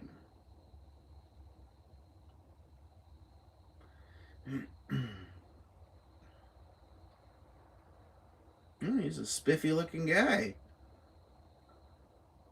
Congolese politician and independence leader who served as the first prime minister of the First Congolese Republic from June until September 1960 following the May 1960 election. Lumumba was the leader of the Congolese national movement from 1958 until his assassination in 1961. Damn. So, let's see here.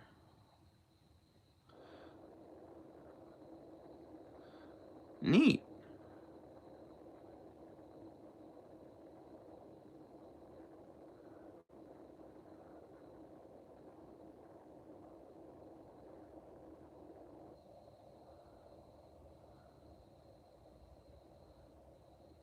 Damn. That's fucking crazy.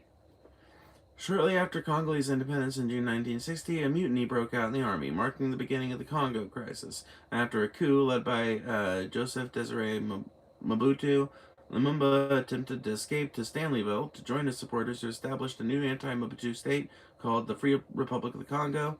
Lumumba was captured en route by state authorities under Joseph Desiree Mobutu, sent to the state of Katanga, and, with the help of Belgian mercenaries, tortured and executed by the separatist Katangan authorities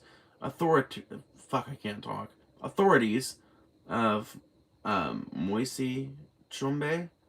I'm probably butchering these names. His body was then dissolved in acid. What? Huh?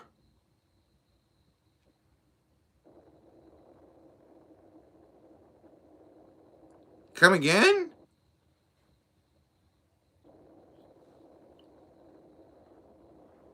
His body was then dissolved in acid. In 2002, Belgium formally apologized for its role in the execution, admitting moral responsibility. In 2022, returned Lumumba's tooth to his family. He's seen as a martyr for the Pan-African movement. Well, that's fucked. So basically, he was a dope, like, African revolutionary guy who got killed by the pro-colonialists of his day. Is that what I'm picking up and putting down?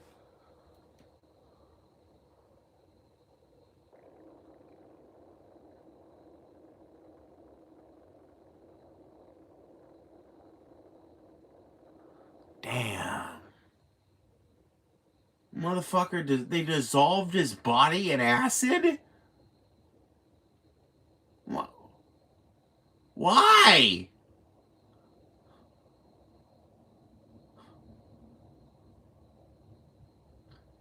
We do some depraved shit, man.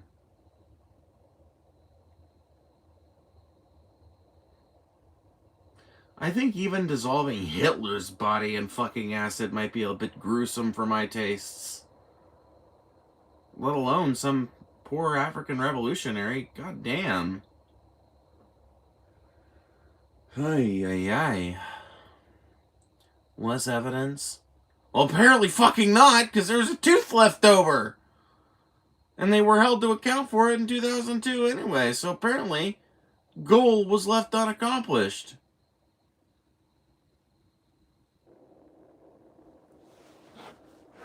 No, I think you are I think Dirty Dan, you are engaging in um like the search for agency that every human being does when they look for reason and rationality behind acts which are just fundamentally depraved. But I think I'm onto something here.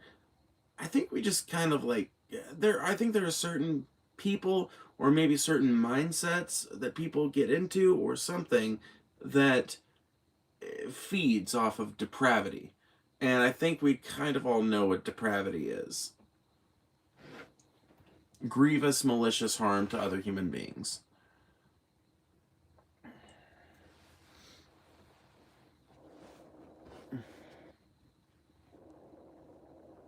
Pilots retire at 65? Yeah, true. As should most professionals.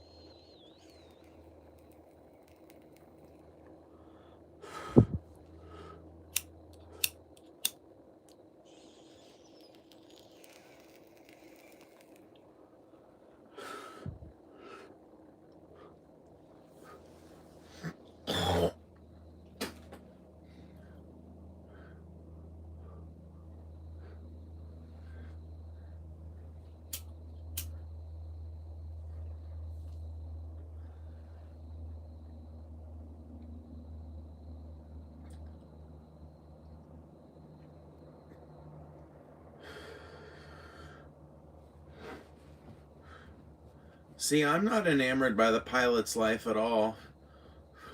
I'll tell you the life I think about when I think about, like, oh man, what could I turn my career into? And there's like two directions. One, sometimes I think about having my own restaurant. I don't know that I could ever keep up with the amount of work that would actually be, but it's something something I dream about for sure. Because I love to cook and I love exploring recipes and I love seeing people's reactions when I cook something and it really works out good and they really like it. And I, I had a lot of fun actually working in restaurants, and the main thing I had a problem with is how much of the profit we generated and how little of it went to us. But being on the other side of that equation, if I had a food truck or something like that, oh, that'd be so cool. But the other direction I kind of think of, if I could think of like it's basically like an extrapolation on this. If I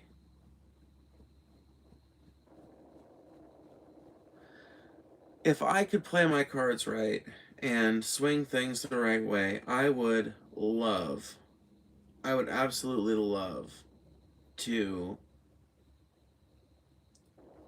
um I would absolutely love to have like some kind of I don't want a media empire, but I would like to have like a little independent media kind of thing going on where we've got like some kind of independent newspaper, even if it's just printed once a month and sent out to people who are subscribed. We've got an internet presence and the YouTube presence and shit, and it's all profitable. We've got all these alternative means for people to get their shit if they need to. Got reporters on the ground in all the areas where stuff like pops off in America. Oh, it'd be so cool.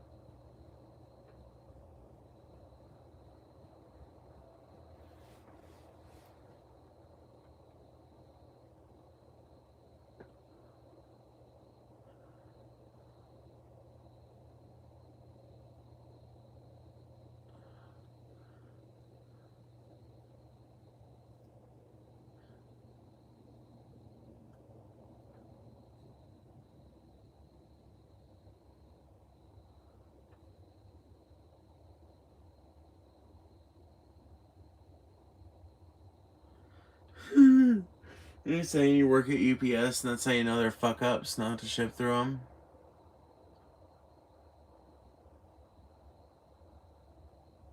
Right on.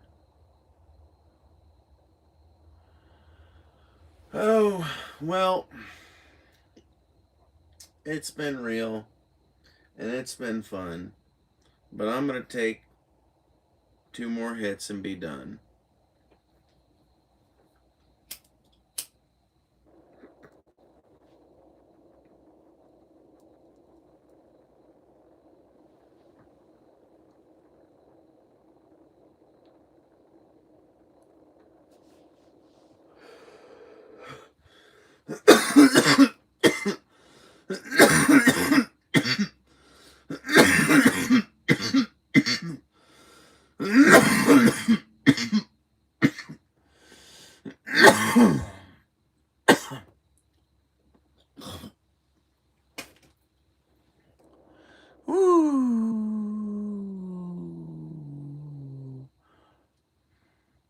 Hope you feel better, Phoebe. I feel good.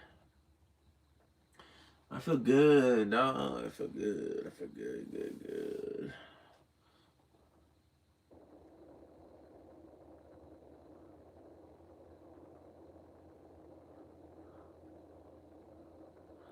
How the fuck are you staying at home for most of the month if you're a pilot? It just doesn't. Oh.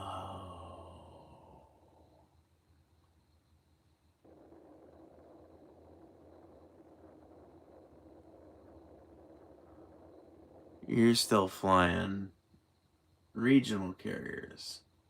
So that's why you're able to spend most of your time at home. Because you're not flying with the fucking big leagues that are going all across the world. You're like confined to a region. That makes sense. I don't know why that didn't click before.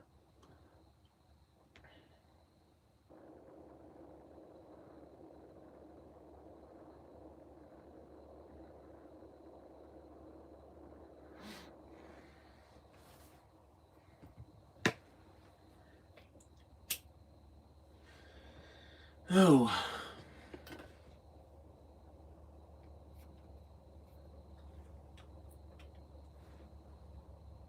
Pilot unions. You know, I know pilot unions exist, but that's something you never hear about. Are you guys like affiliated with one of the big guys, or do you guys have your own independent thing? Like, are y'all a division of the Teamsters, or what?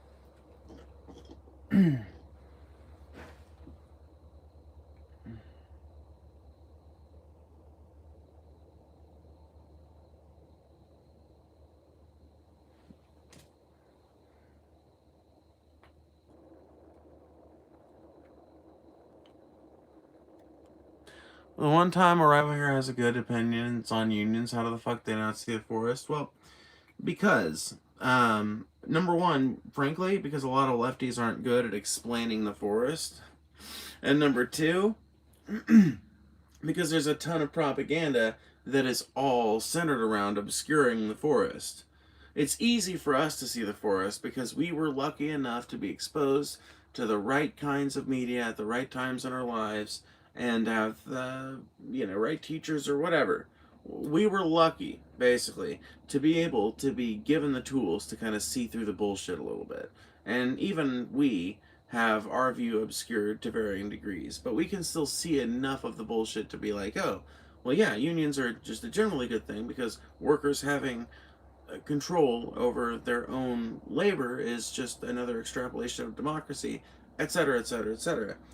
But if you're not lucky enough to be raised with those influences, or if that just somehow misses out, even though you are, then you might end up with somebody who is informed only by the propaganda that they have access to through their workplace or through their online communities. A lot of people end up in, like, to the degree that their communities that they participate in are political, they end up in ones that mirror their own particular beliefs more often than not. And so you end up with like echo chambers where like they can preserve some of their core beliefs and be seen as just a bit of an oddity, because that is kind of one of the places where you can have like a left wing, quote unquote, a left wing opinion, but be on the right and have people not just dismiss you outright. So I think it's a pretty unique position that we have not come up with a lot of high quality answers for, where people are still segregated into the same types of online communities and stuff like that that makes it more likely for them to remain hardcore right wingers, but they've got this inroad to populist action and belief.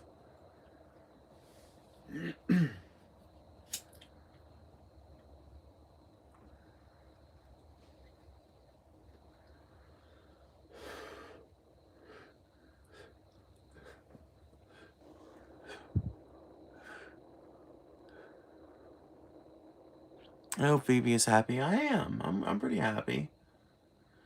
I'm 27 since we're all given our ages. Yeah, Phoebe, hope you're doing okay though.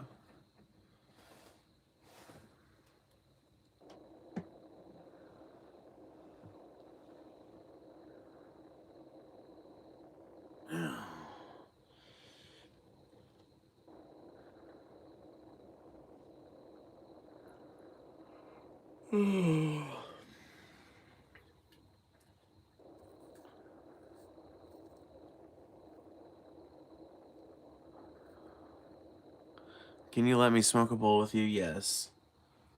Go ahead. Let's smoke.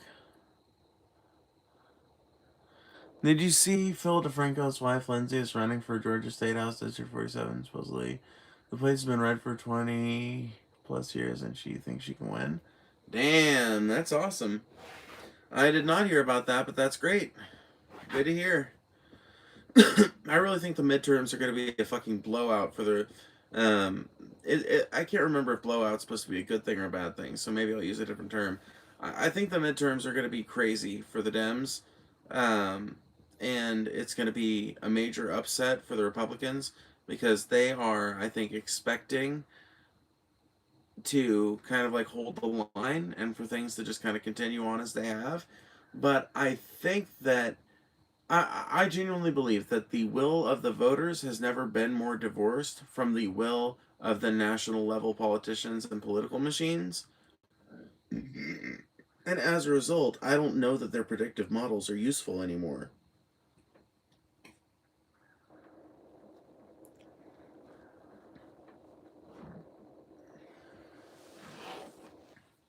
Where Chuck Schumer's endorsement used to be a requirement for getting anywhere as a Democratic politician, now it slowly seems like it's becoming the kiss of death. Where average fucking run of the mill Republican politicians used to suffice, it seems like people are now demanding politicians with actual answers.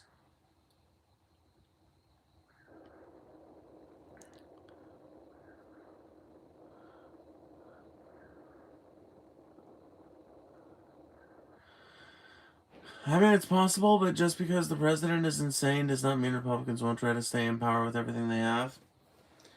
I mean, I'm sure they'll try and stay in power, but I just think that, like I said, I don't think the will of the voters has ever been more divorced than the will of the fucking political machines and all that.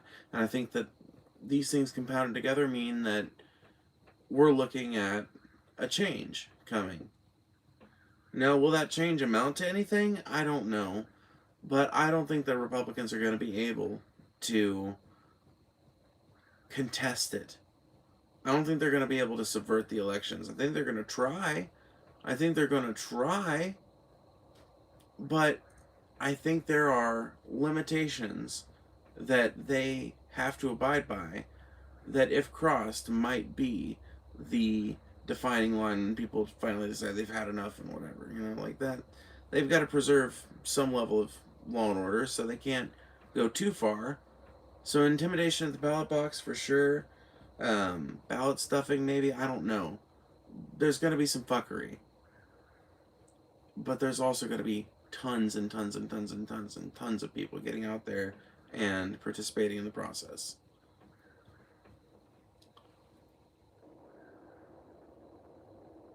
The Dems need to stay away from identity politics and focus on people's living conditions. 100%, yeah.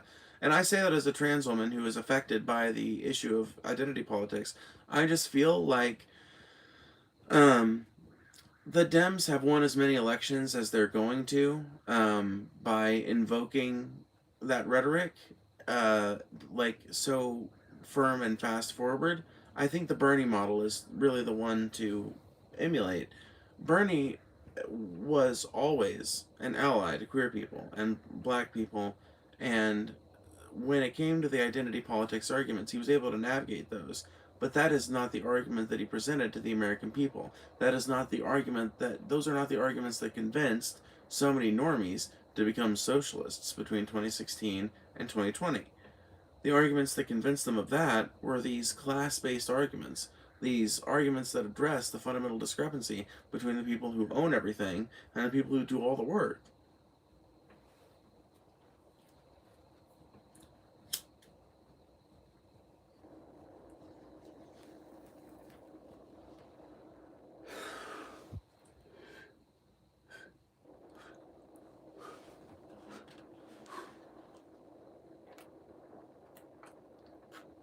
So I guess what I'm saying is that I think Dems still need to be competent at social issues, but I think it needs to be, number one, it needs to be not the forward focus of any given campaign, unless it's just some campaign that just happens to hinge on that and that alone, I guess. But it's hard for me to see any example of that in the modern day.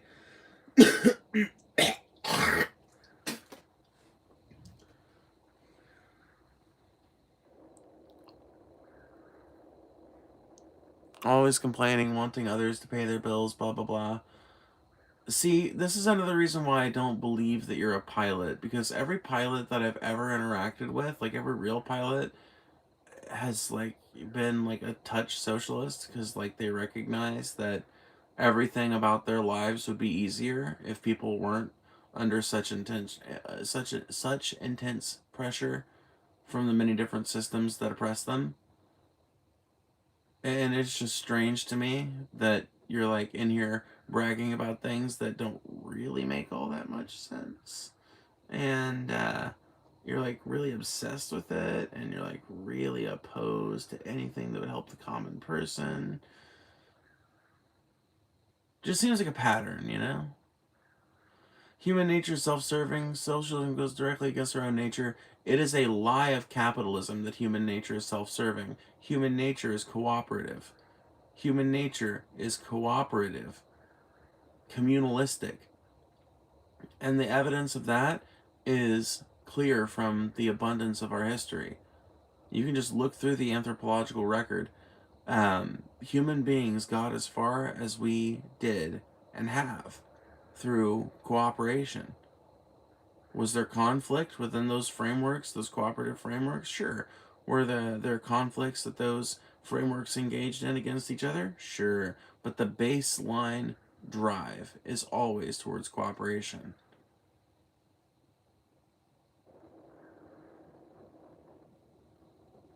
It's me against my sibling, me and my sibling against my cousin, me and my sibling and my cousin against the Lord, me and my sibling and my cousin and the Lord against the country.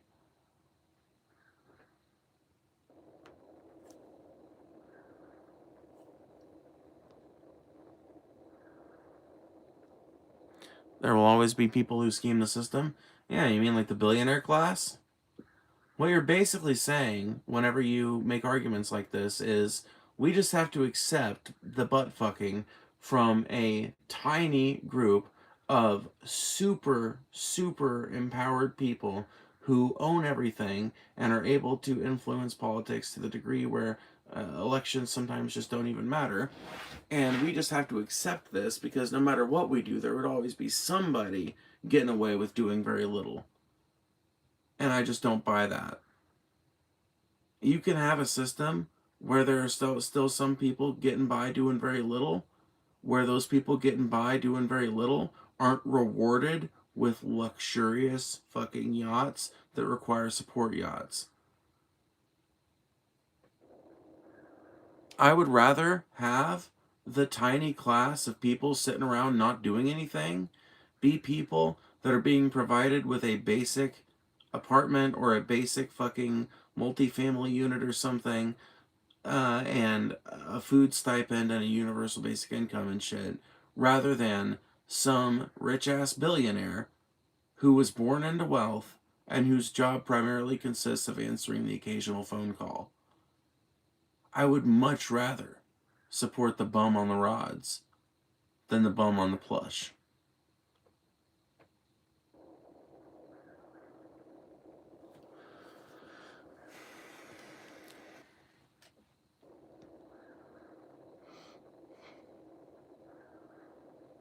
Oh shit. Somebody sent me Capacity album by Big Thief. Whoever that was on Cash App, thank you. I appreciate that. Hell yeah. Um, Let me see here.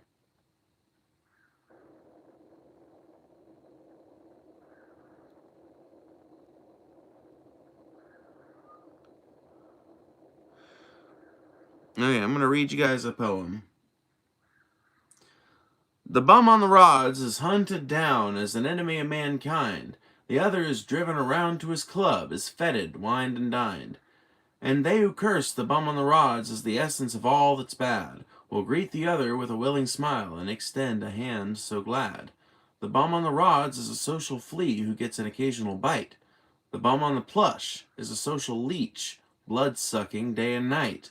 The bum on the rods is a load so light that his weight we can scarcely feel, but it takes the labor of dozens of folks to furnish the other a meal. As long as we sanction the bum on the plush, the other will always be there. But rid ourselves of the bum on the plush, and the other will disappear.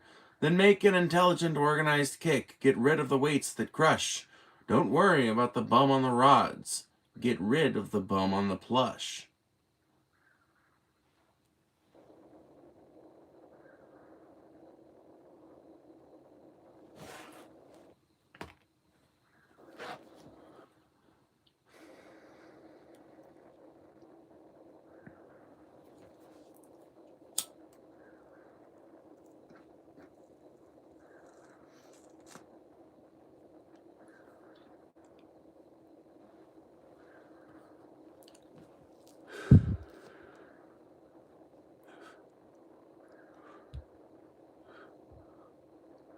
everyone is assigned jobs, assigned housing, and no income, responsible and part government. That's communism? No.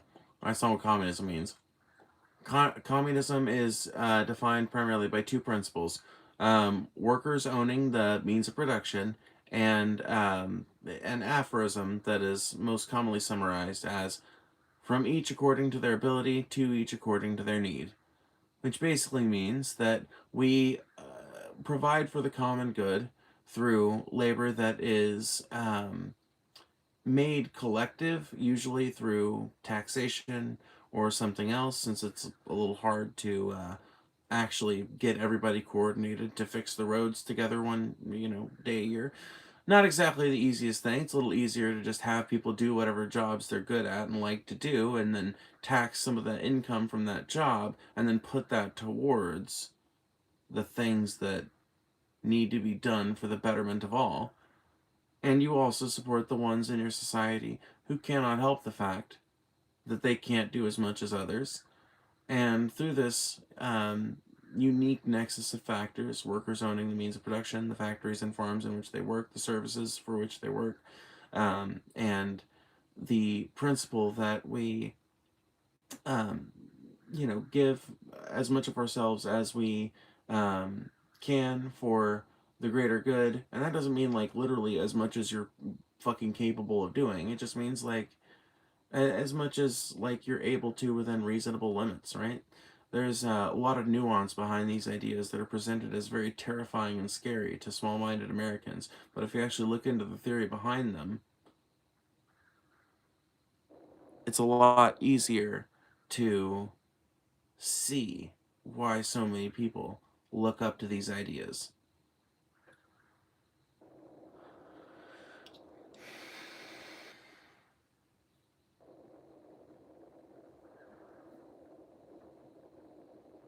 Why do I feel like a girl when high? Genderqueer. Do you guys believe in communism? I'm an anarchist, so I think that instead of trying to achieve like the perfect vision of communism that's been espoused by so many different people, I think that a way more tangible and realistic goal is first getting to a system of market socialism where the basic needs of human beings are provided for through common effort, collectivized through taxes or something like that. And after we've achieved like a market socialist system, we've gotten people used to the idea that we can all work together for the common good. After we get people used to the idea of growing more of their food locally and um, investing more in their own communities and stuff like that, then we can start to build out systems that mirror or completely replace existing structures to the point where eventually we get to a completely cooperative environment and a completely cooperative society that doesn't require the threat of state force to function.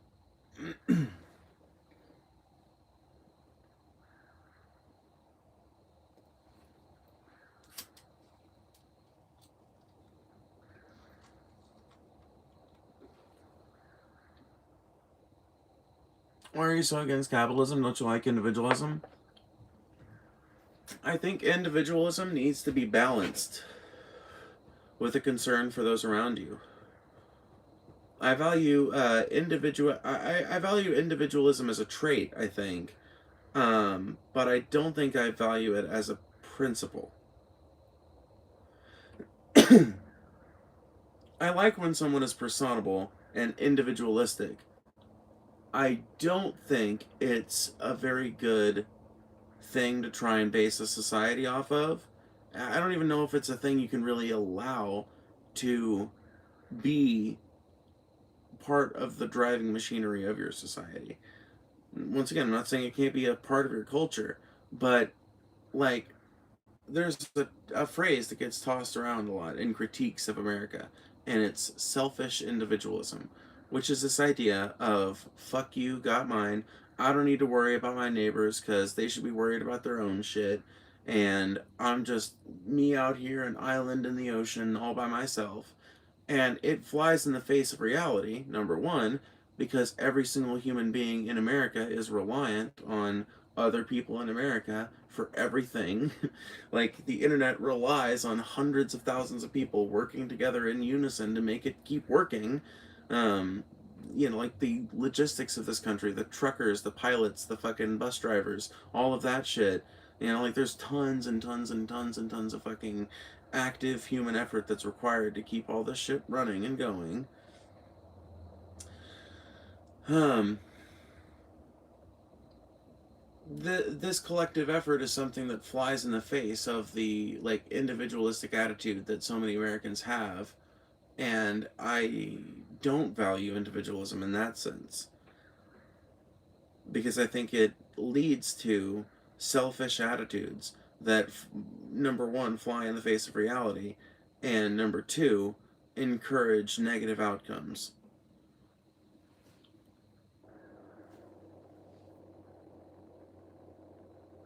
Those people work for money. If you tax them too much, or God forbid, bring communism, they'd stop working. Well, we've established that you don't really know what communism is. Communism to you is just like this scary word that means authoritarian government that manages every aspect of your life. But we've established that that's not what any of us are advocating for.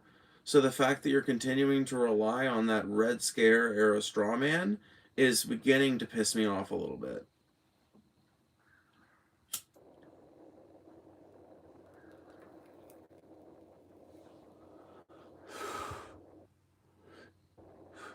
So is North Korea a good example? See what I mean?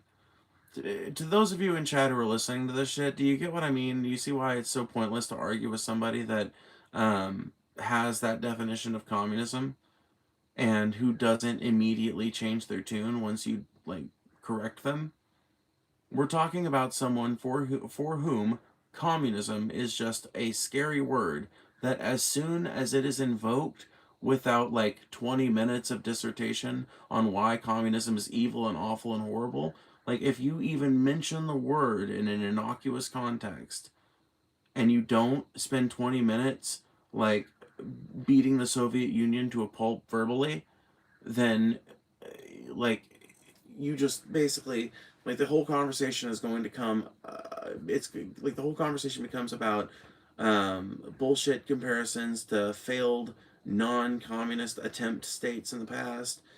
Like this chain of repetitious definitions gets started where you can't escape the fact that you are advocating for something that they are like fundamentally unequipped to rationalize or deal with in any way.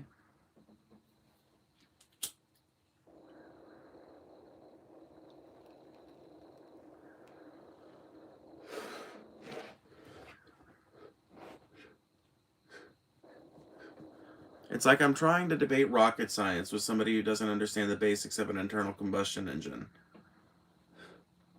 They're still figuring out how piston tech works, and meanwhile I'm sitting here talking about rockets. King Bugs with a $10, finishing us up with a strong $84.99. I'm glad to stick around for a few minutes.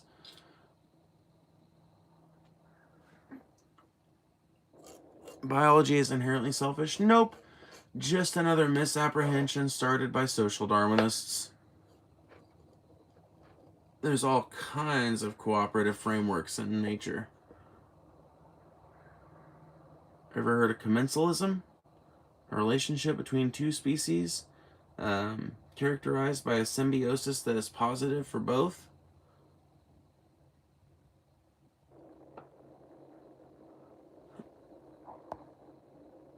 I just worry about you saying you're a fan of conservatives. There are people that want to crush you. These are people that want to crush you. I know you strangers isn't going to change your mind. Just don't get taken advantage of. Yeah, I would say the same thing. Yeah, I mean, like, listen to whoever you fucking want. It's not my job to tell you who to fucking listen to or not listen to. But know this: I'm a broke ass fucking southern ass trans girl from Mississippi, fat as fuck, and I make every dime of my living off of my audience, who I regularly hit up for donations if they want to support the channel or have their questions read or the dialogue interacted with. But that's an honest and completely transparent funding model that you will not find in a lot of these right wing organizations. And you start looking at their production quality, you're gonna start wondering eventually, how the fuck are these motherfuckers affording this shit? Because there's not this many people that are supporting them in their comments and chats. So And what you'll find, if you really dig into it a lot of times, man, is almost all of the big right wing personalities are funded by some big corporate lobby. And that shit happens on the left, too. I'm not saying there aren't paid shills on the left.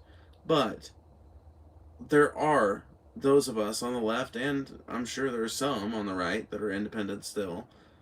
And try your best to make sure that you're looking out for people like me and Kyle Kalinske, and people like fucking Vosh and shit that are ostensibly only being paid out by their audience. At least then you know where the fucking incentive structure is laid.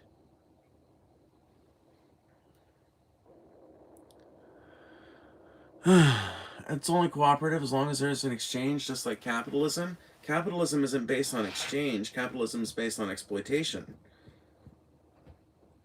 Capitalism doesn't work if the basis was just fair exchange.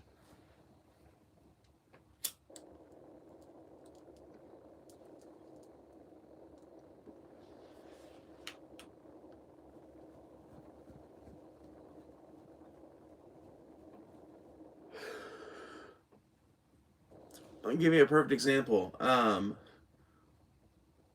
People who work at Taco Bell or McDonald's, they do way more um, work in terms of dollar value than they're paid for.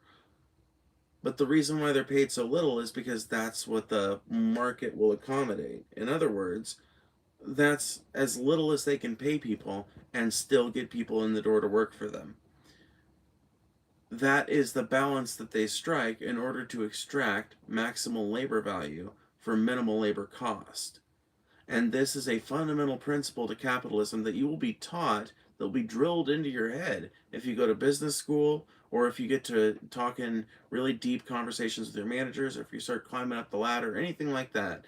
But it's something that you will hear denied every fucking time one of these motherfuckers goes to bat for the system that is capitalism, because they don't want to admit what they know to be true, what they are taught in their business schools to know to be true, which is that capitalism only works if you pay people as little as you can get away with and get as much out of them as possible.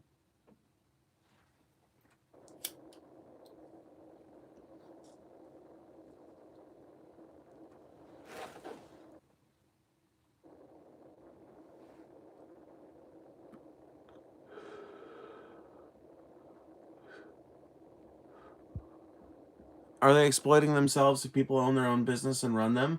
Under the capitalist framework, we are all oppressed to some degree, but yeah, if you are running your own business and self-employed, you are like less oppressed by the overall economic system than the average worker is.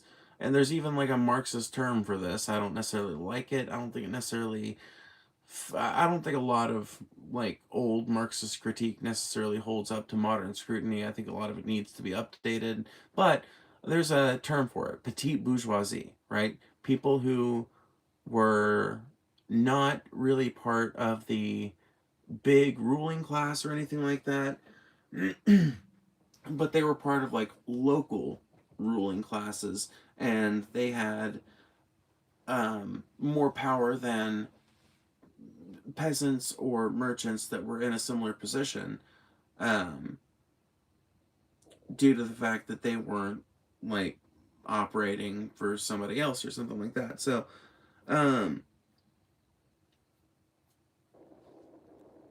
like I said, these distinctions are less important nowadays, but ultimately nowadays, yes, the distinction is pretty much between three people, mainly three classes, right? And it's mainly between the owner class and the employed class, basically, the working class. But there's also this kind of like third kind of out group, which is people who are self employed. And I think that that is actually kind of a machination of capitalism. I think it is a purposeful attempt to rebuild. Like I think it's an attempt to um, provide an avenue by which they can rebuild the middle class, maybe, and try to um, reinvigorate the petite bourgeoisie kind of kulak mentality by creating this class of people who either really are or feel like they are less oppressed by the overall system because there's less standing in between them and the direct fruits of their labor. God damn it. I'm sorry, guys. I know it's gross.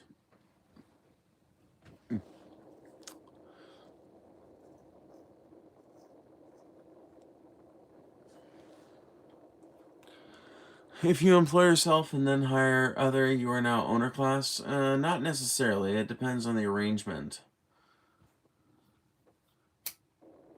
Like, you can have a business of one person and not be part of the owner class if you're not, like, wealthy enough to actually, like, own stocks and big shares of companies and shit like that.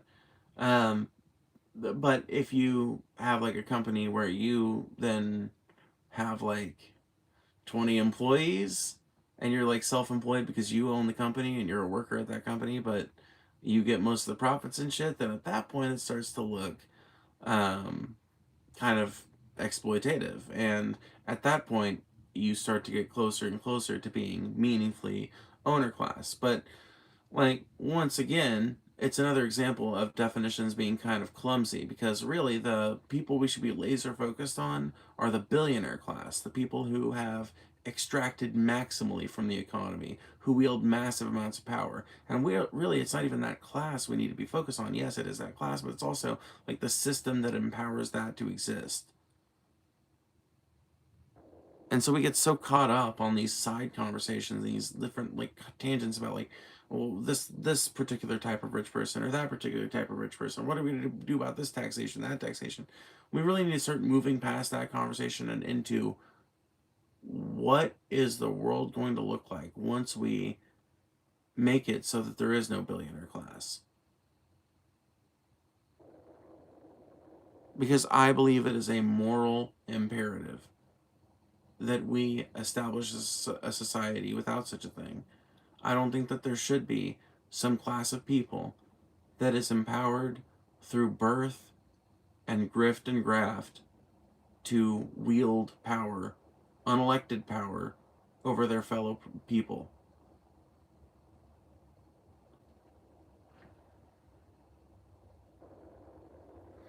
Phoebe, do you think billionaires have their assets in liquid? No, I know better.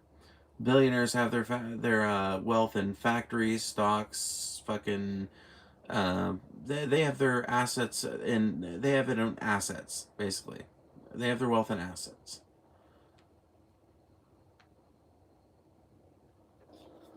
Yeah, and that's what I just said. Real estate, stocks, yeah, factories, shit like that. Did anything I say, or did anything I said imply that I have any different understanding? It's exactly that I'm talking about. I don't think any one single human being should own a whole factory. I think that factories should be collectively owned by the people that work in them.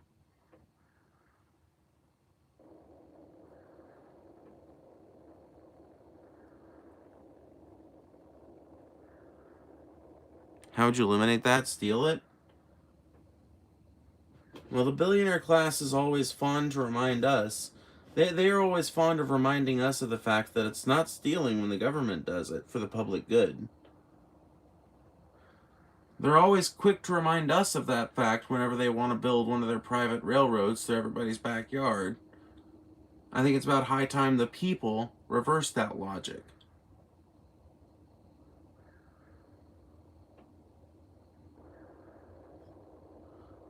So what? It's okay for the federal government to steal people's land in South Texas to build a border wall, but it's not okay for the federal government to seize billionaires' assets to redistribute it to the people who actually work in the assets represented?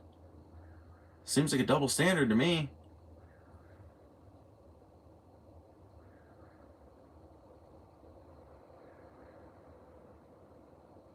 Like, what would you do to Elon Musk's stocks? How do you redistribute it?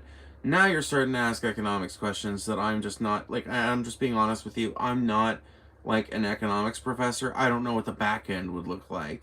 I imagine that it would probably look like a lot of those stocks being, like, forcibly transferred to some kind of, like, um, some kind of publicly held account that is maintained by, like, a democratically elected board of supervisors who, like, I think it would look something like the Nordic model for their state-owned corporations and shit, where they've got big interests in their oil industries, for example. Um, I don't exactly know what the back end would look like, though. I just know that the fucking redistribution has to fucking happen if we are to ever come to a society that can sustain itself long term without big acts of mass violence, without famine, without hunger and childhood poverty. We can fix these things. They're all doable. They just require some fundamental changes to the system. But we're so close. We have developed a world that is compatible with this transition. Have hope. Have faith. Have vision.